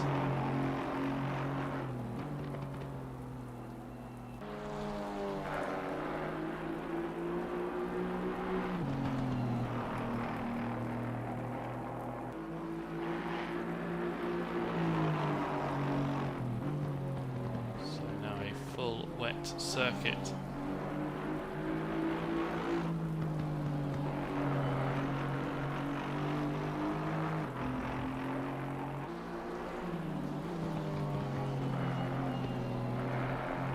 Ash and Andrew have comparable times, whereas Nat is nearly 2 seconds off. He's in the 47.7s, whereas Joe Challoner, 2:44, currently the fastest car on circuit. So Joe will bring that gap down, but 29 seconds is a lot to find in 40 minutes. Ashwood in the chat. Very good. I'd have been even worse in the rain, so glad I left. Fair enough, Ash. A valiant effort and a really good showing throughout the season. You've had some really, really good drives. John has made it past. John has passed Dave Rose. Go back 30 seconds and watch. Oh, he's already passed him. Oh, that's a shame. Now we're going to watch 30 seconds of them arguing.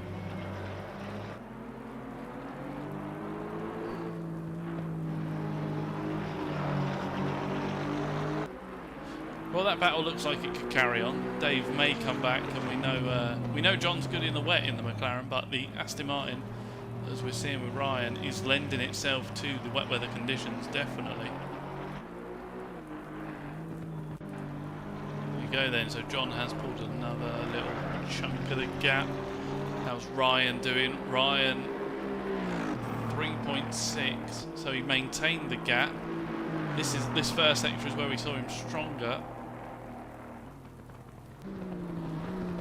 Yeah, 3, so it looks like it maintains through second and third, but the trend so far is to take a chunk out of Andrew down that straight, so it looks like he can carry more speed up and through Eau Rouge. Ryan not shy of a curb. It's also not going to be long until Ash is in striking distance in the same car to try and get Nat, so we can assume that Nat's setup favoured dry. Or did he damage the tyres? Look at Joe though, 27 seconds back. He's still hammering that time. Huge chunks of curb from Ash. He's not afraid in the wet.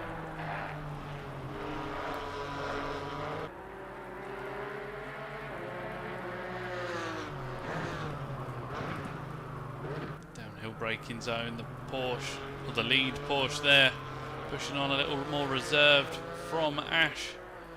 Further back.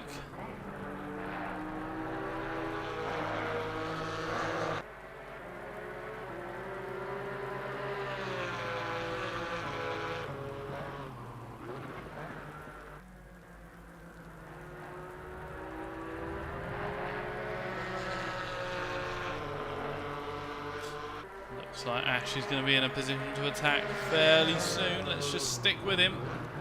a little stronger in each of the braking points.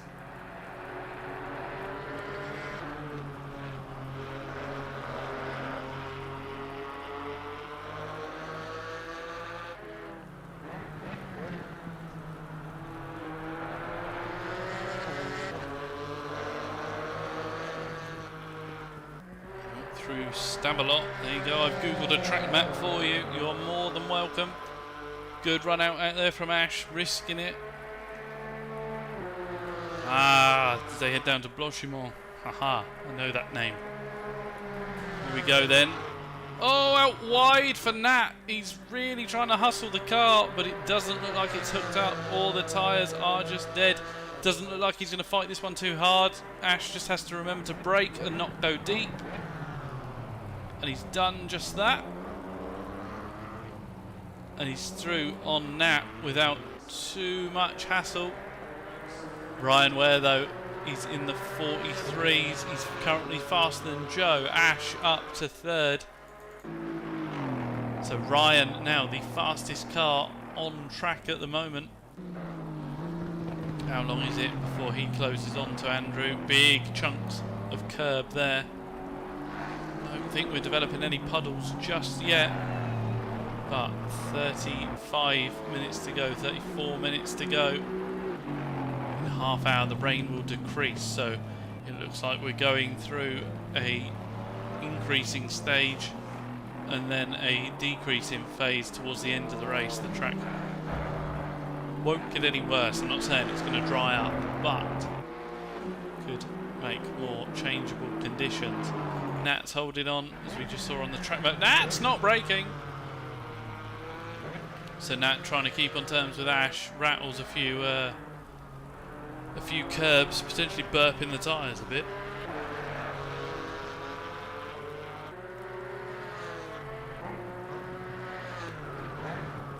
Steamboat 10 seconds off the back of Joe Challoner. What's Joe's gap now? There he is.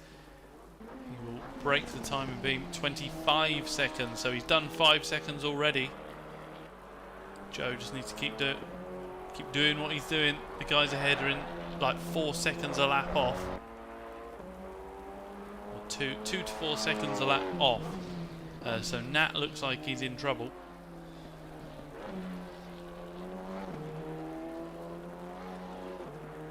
Joe could be with him fairly soon. Back down the front.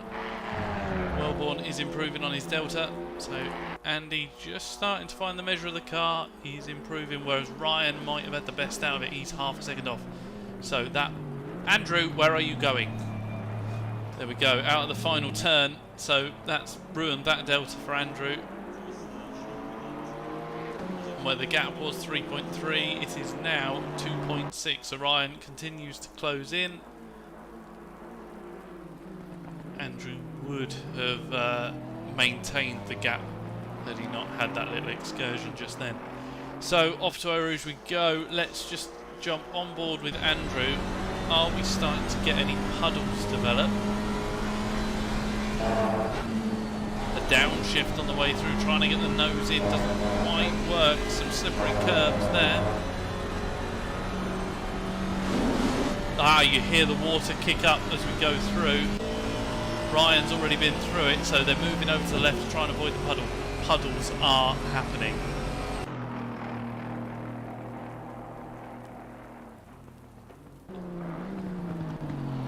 Ash was 2 seconds off on that last lap. 2 seconds off the pace of the front runners. Joe matching the front runners at the moment. So Joe looking to improve. These guys, Ash and Nat, could be the ones that are in trouble. Let's see how they deal with the puddle. See if we can see it with camera set 2 as we come over the rise. It's somewhere there, so you don't hear it externally. But you'll soon see the results if anyone does come into any grief. Nat struggling on those tyres that he put on in the dry, probably didn't enjoy themselves, and already falling away from Ash. So a very strong performance early on does look to be all undone by the rain. We've seen Nat's pace throughout the series, we've seen him in previous series. It's a little bit rapid.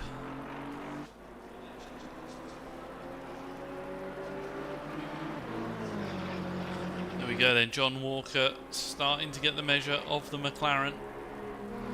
Dave Rose just in the background. Joe's got his gap down to 20 seconds. I don't want to jinx him. Let's leave him to do his thing. That's about where the water splash is.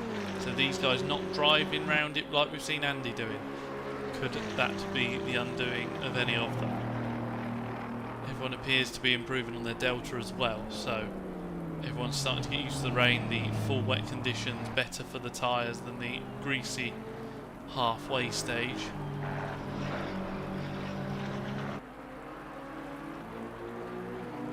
Was faster than Dave on that last time of asking as well, so Dave not quite able to keep up with John, but as we say that, we tick into the last quarter of the race.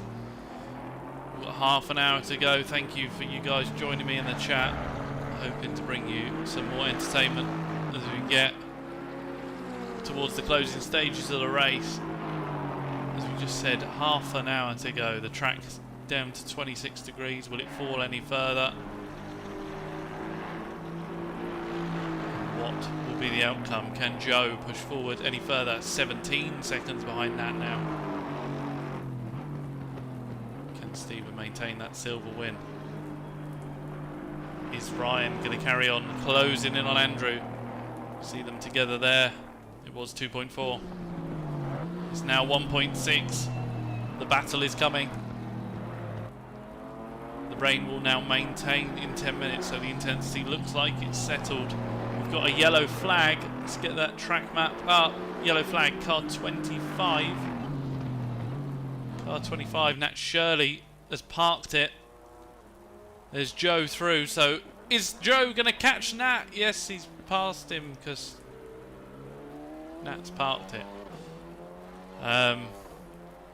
It's a shame. There comes Stephen Polt. Promoted up another place.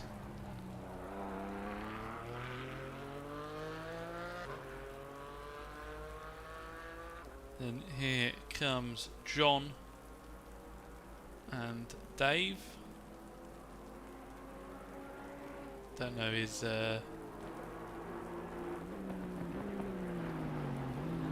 Dave was trying to blindside him, I don't know what. So Nat's parked it, not quite found Alt F4 yet, but there we go. So, back down the front. We have got Andrew being closed in by Ryan.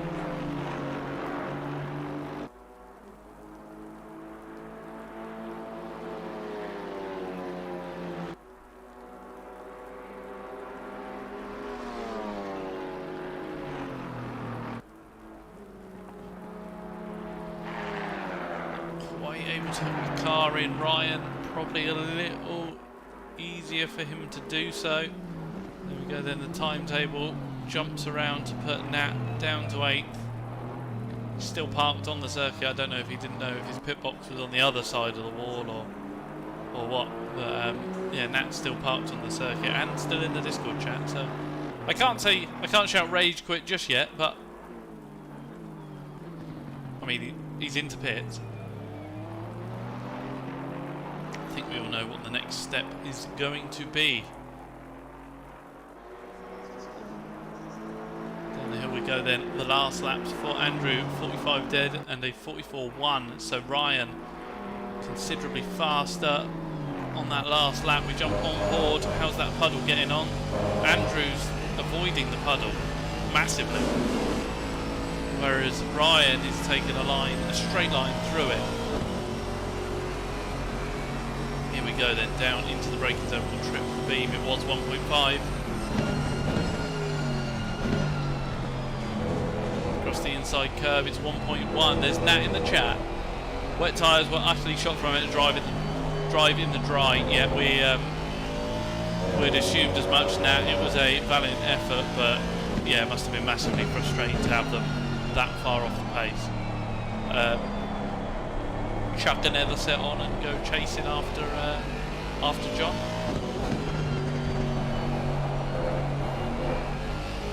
Still riding the curb. There we go, as we say curb, as I'm kind of shocked they're doing it in the wet. The tail is out from Ryan, keeps hold of it. Has that 1.1 come down anymore? Dave Rose has got back past John, by the way. Hadn't noticed that. John's then... Oh, another puddle, so I didn't know that one was there. You hear it more than you see it. Nat, if you're still in the chat, did you have to pit early because of fuel constraints? Is that why you went onto the wet so early? There we go then, so Ryan fallen back slightly, must be the weight of the onboard, obviously slowing the car down. I think someone said that on a Wednesday when they were being on board. Yeah, we had assumed as much, that you had to pit because of the fuel. Yeah, some really unfortunate timing there for you. Rain Gods killed me, absolutely did. As we rotate the car off the AstroTurf, Ryan continues to chase down Andrew. I guess that's a positive, people dropping out of the race. I've got more people in the chat to talk to. There we go then. So now I assume staying in to take those 5th place in your class points. So well worth doing that, even if it is just for a victory or parade lap in 24 minutes time. Right then, let's get away from onboard because it's so damn loud. There we go then, doesn't look like it's time to strike just yet for Ryan. He was actually, Andrew was quicker, he did a 43.9 fastest car on the circuit. So as Ryan drops off the pace, slightly understeers wide at the top, Andrew appears to have the measure of him through the tricky bit of water that you can't tell from the outside, but you can definitely hear inside. That gap's closed massively after going up and through Eau Rouge. 1.7 is now down to 1.3. Strong apex from Ryan. He can definitely put that car where he wants to. He's just very damn brave putting it where he's putting it. No, glad you enjoyed it, Nat. It was a rather good show and some really, really good pace, able to drop the field. How's John getting on? So Dave has managed to get back past John. Unfortunately, John just slipping off the pace. Must have had an incident on that last lap, potentially traffic collision, because Dave and Steve in front of him in the 46s and John in the 52s, so that does look like that gap. A little worried why the white flag was waving. I don't know who's quite that slow in front of John. A little harsh on Dave.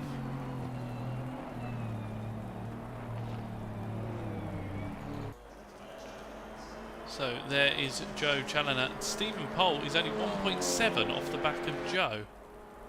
So has Joe passed?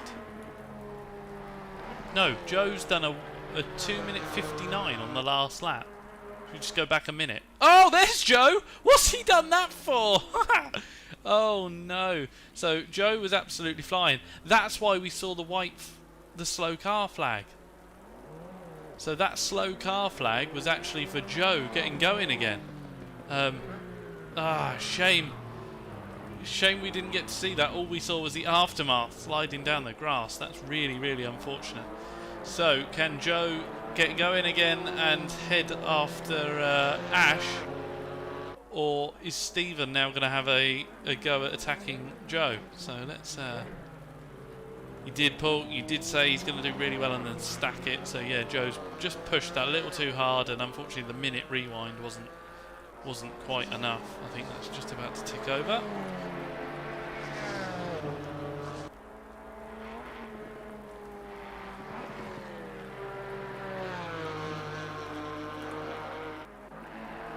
Oh, Stephen, that's not how you're going to catch him. What an unfortunate time to cut back. So, Stephen fighting the understeer.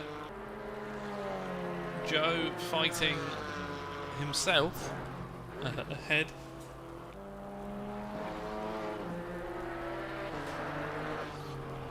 But back down, it's going to dry up in half an hour, don't worry guys. So back down the front, Ryan's closed in slightly again. We've always seen him with this better run up Eau Rouge and back down the Kemmel Straight.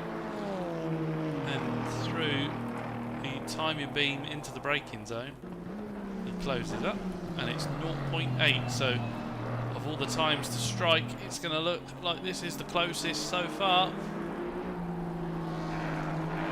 Andrew very tail happy with that car. There we go then. It's like having a really rubbish ad break in the chat. It seems the slightly slower turns, Andrew's car is able to just have the measure of the Aston Martin. Let's stick with them and watch for the next sector. So 0.837.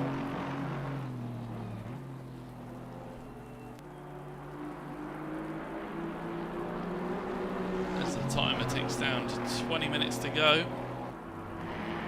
Andrew risking more out onto the AstroTurf. The right-hander, not particularly running wet lines, per se.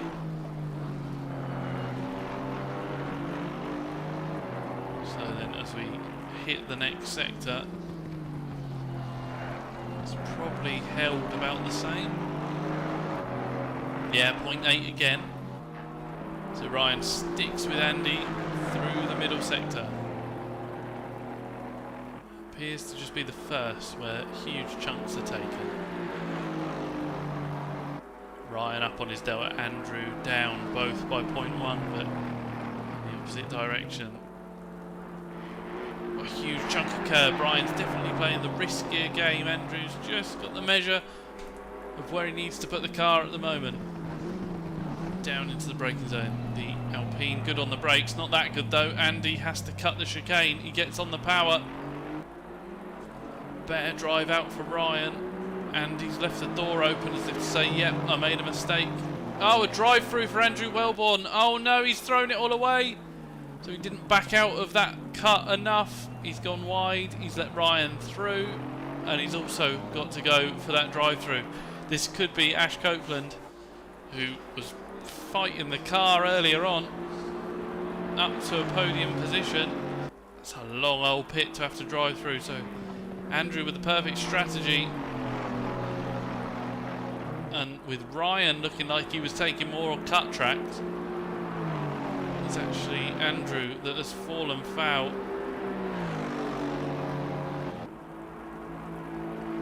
But it's not over yet. There's still 18 minutes. Ryan could be on his last warning. We do not know. Andrew late on the brakes. He'll be lucky to get that stopped. He does get it round. He uses the second curb to rotate it. Absolutely, Paul. Still more time for drive-throughs. It's not all over yet. Do not give up, Andrew. Dave Rhodes is only 0.6 off of... Wait, what? John's gone past. Oh, no, Dave, what have you done to the front of that? Let's go back a minute. Oh, it was already... Oh, no. Oh, Dave, what have you done? So Dave with a rather damaged Aston Martin. Yeah, looks like Andrew's trying to pressure him. Yeah, we can go and watch Andrew understeer again, or we can. Yeah, Ash just needs to soldier on. Joe's back past Stephen and managing to pull a decent gap. Stephen, what are you doing? Stephen's pushing everything out of that Porsche. John through on Dave, so not sure how Dave has kamikazed a wall somewhere, but apologies for the minute replay to not watch anything happen.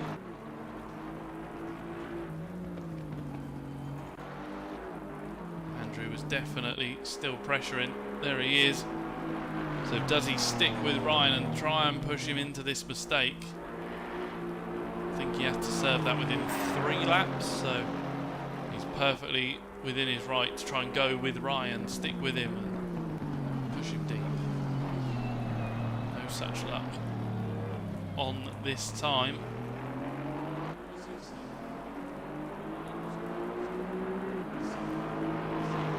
We could interview Ryan, but I feel that's slightly harsh.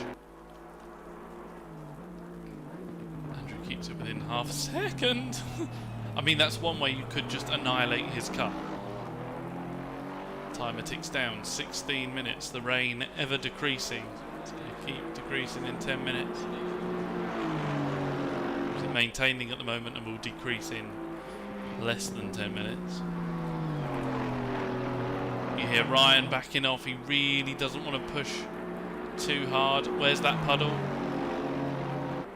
I think where's that puddle? So Andrew could have stayed with Ryan had he not had the drive-through. I think this battle's going to continue. Andrew's actually half a second up, so I think a bit of bravery and a bit of toe means that he's found a bit more pace out that Alpine sideways off the turn, scooping it to that outer apex. Trying to push Ryan, but we've seen Ryan soak up pressure throughout the season. It's going to be a monumental drive for Andrew to push him into that as well. Perfectly within his right to battle, even with that outstanding penalty. We've ticked down on the time as well. We're into the final 15 minutes.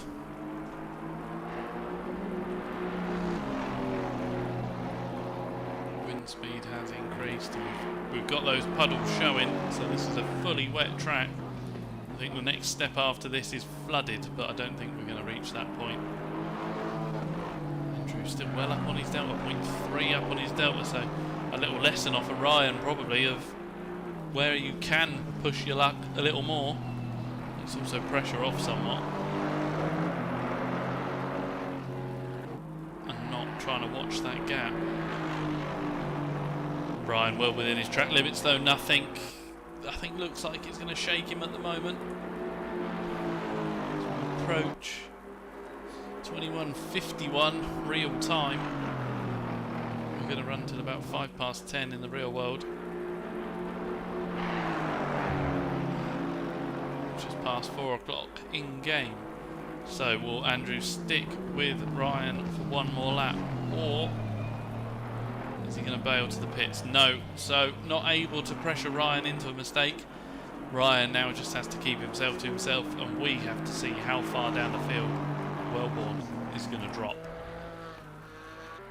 Ashwotton drift, not Ashwotton, sorry, Ashwotton's in the chat. Hi Ash. Ashley Coupland, Drift Master. I saw him coming off the curbs.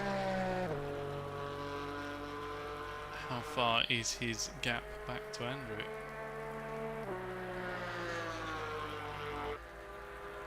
I think Andrew will just make it through. These guys have been unlucky at the time that they had to pit. Onto the curb, it's not going to like that. How far has Andrew got? Oh, he's only just around the hairpin. So I think he will have it, but it is going to be quite close, and that has allowed Ryan to disappear up the road. The drive-through, a massive penalty at this circuit. Could actually be close at the top of Eau Rouge. Lap times previously 45, and I don't know what Andrew was running. I think he was about 44 with Ryan. So there is Ash. There is Andrew. Andrew stopped. He's got to stop and go 30. He's sped in the pit lane. Oh no. Andrew has sped in the pit lane. So he's absolutely ruined his race, and not only has Ash gone through, and it would have been close, Andrew's clicked it up a gear a little too early and has put a stop and go on it.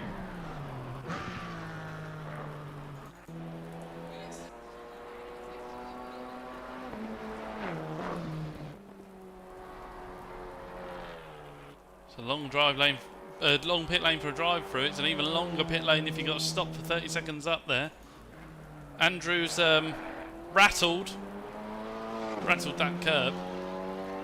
Yeah, it's an absolutely huge pit lane. So that's really unfortunate for Andy. Yeah, if Nat had stayed in and even pit for a new set of wets, could well have had a good result out of it. Andrew's absolutely caning that car. He's letting it know how it feels, or how he feels. Joe's only 20 seconds off the back. So that's Andrew going to be well down the field.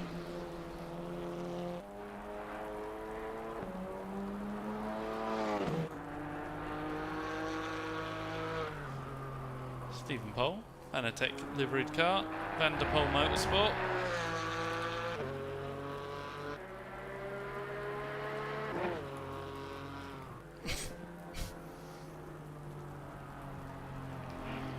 He's off the throttle for an awful long time, just waiting for that car to rotate.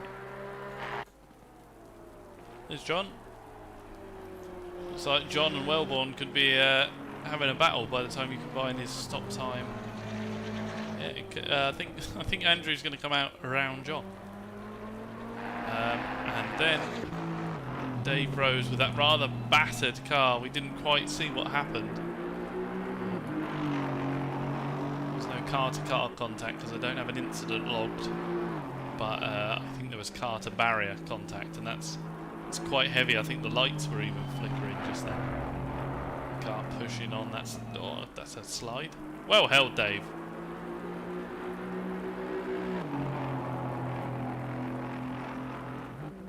Pulls out a few beers, or he's got a heat stroke, not sure. So back down the front, and by the front I mean like massively out front. Ryan Ware's just got 9 minutes and 15 seconds to soak up the weather. Ash is on the Kemmel Straight a long way back, but still, second place is second place. And where the time of the pit stop wasn't ideal, the resilience has paid off, and he is now 57 seconds back from Ryan, but second place overall. Andrew's having another look at the pit lane. Meanwhile, Joe Challoner.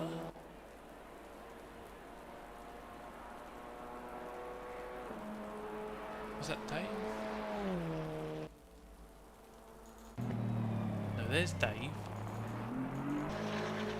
There's John. Stephen! Stephen's just gone past Andrew, yes. So Joe is well up past Andrew. Andrew's parked having a coffee.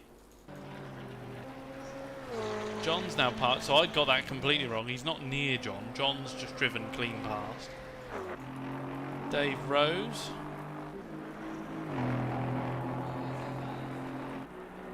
Yeah, Dave Rose now up past Andrew as well, even with that caved in front.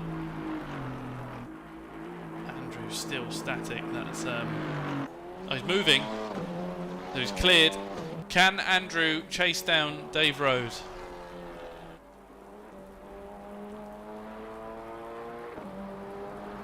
Here we go then, well done Andrew. Resilience paying off, or not paying off, but it's great to see. 7 minutes to go, a fair way down the field. Will be kicking himself, but on the track map you can see, is that Ryan just behind him? That is Ryan, so Ryan is almost about to lap Andrew, having been fighting with him only 3 laps to go. So what can only be described as a horrendous race for Andrew. Still hopefully finishing with a smile. So the gap to Dave Rose, 12 seconds. Can he bring 12 seconds down in 7 minutes? Dave with the caved in nose cone. Andrew with blood pressure through the roof.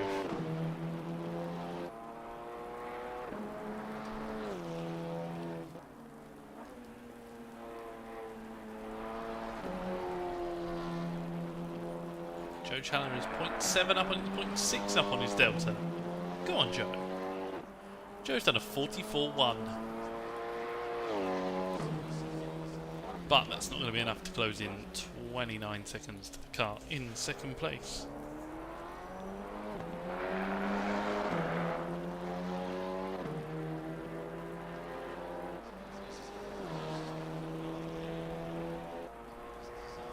Track down to 25 degrees.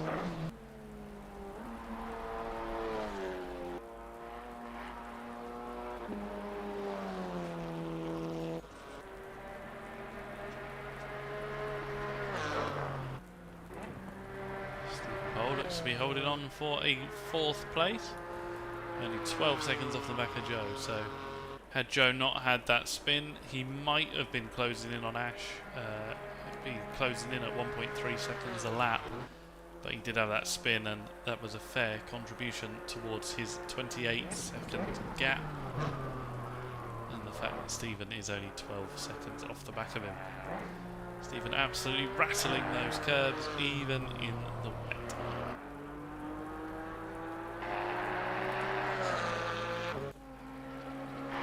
John also getting to grips with the wet. He's currently 0.5 up on his delta as well, so burning off a bit more fuel, but the tyres aren't completely killed, so able to pick up the pace a little in the wet at the moment.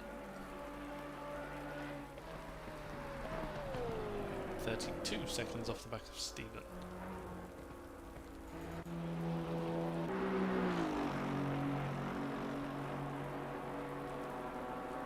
Drive through for John Walker. Oh no, so Andrew up a place overall. That's going to promote Dave up.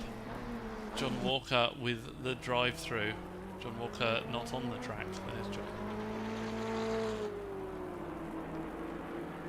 So with 4.5 minutes left, John's managed to run off, but there's still points for 2nd place in his class, which is good for the championship. It's nowhere near the circuit.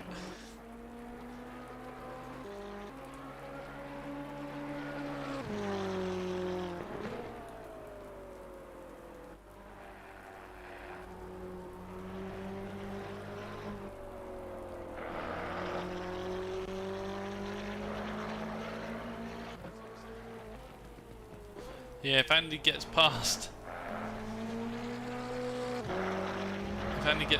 Dave, which it looks like he might, and John has to do his drive through, yeah, you could still be on for 5th overall.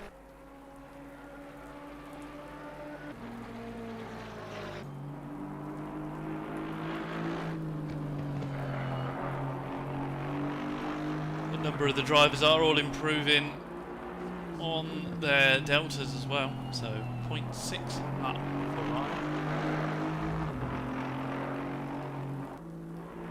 Burning off that fuel load, appearing to help, although he's still pushing his luck. John Walker heads into pit for the drive-through.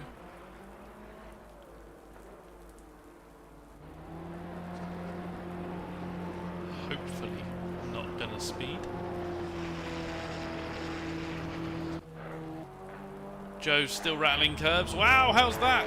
Dip the gravel. We've seen it all go wrong before. Hairpin.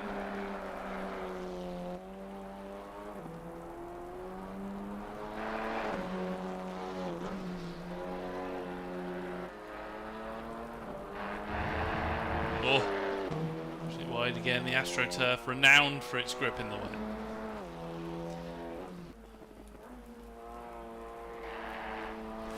Laps done. Looks like we're going to do 45. It's going to start drying out in 10 minutes, but we'll all be done with the season by then.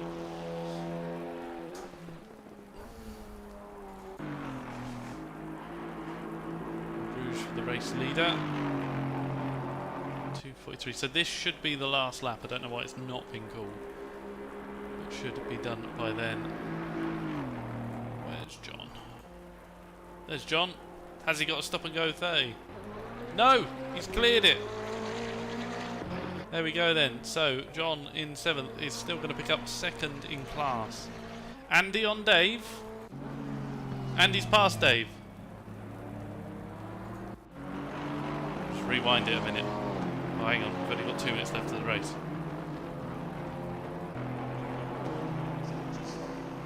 So what did Andy do?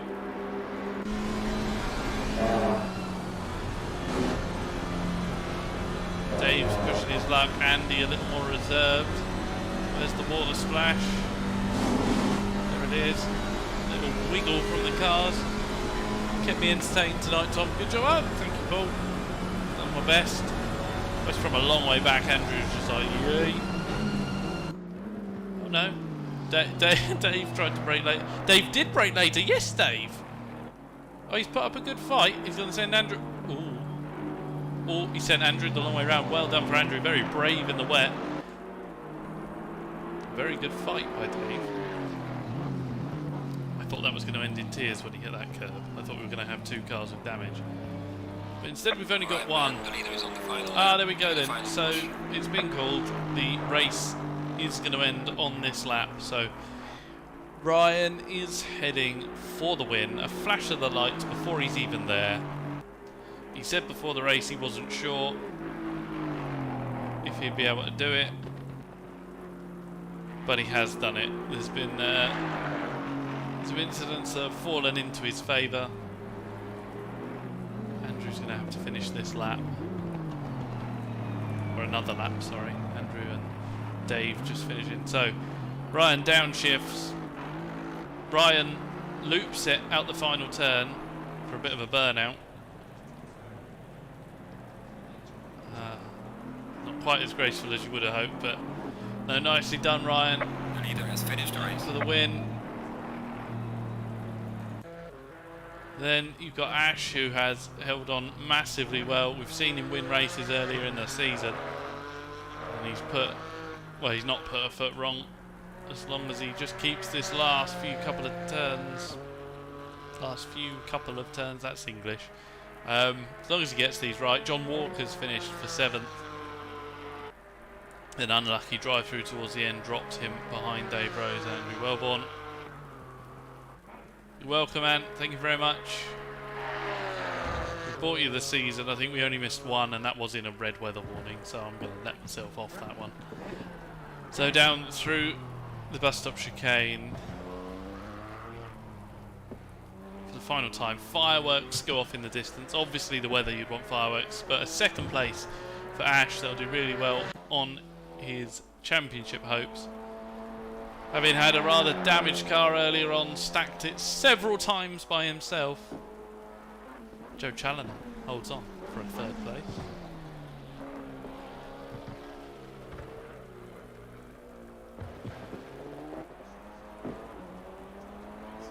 A wiggle out of the final turn, a flash of the lights in true Joe style, a 360, definitely a load more damage. Stephen Pole not that far back from Joe after his early excursion, so Stephen not quite on the pace, but has just kept his nose clean throughout. Comes home to win in silvers, and I believe win overall silver as well in the championship. Ah, Mr. Wellborn. So he's put in a valiant effort. He had the drive-through and then was mid-pack, but got the stop-go 30 for speeding in the pit lane. But he stuck it out to the end, a good sign. I would have bitched and moaned if he'd left, so good to see him bringing it through, still pushing the car. Actually green on his Delta. And as it began, as it ended, Andrew outbraking himself into the chicane. A half spin. What a way to end the season.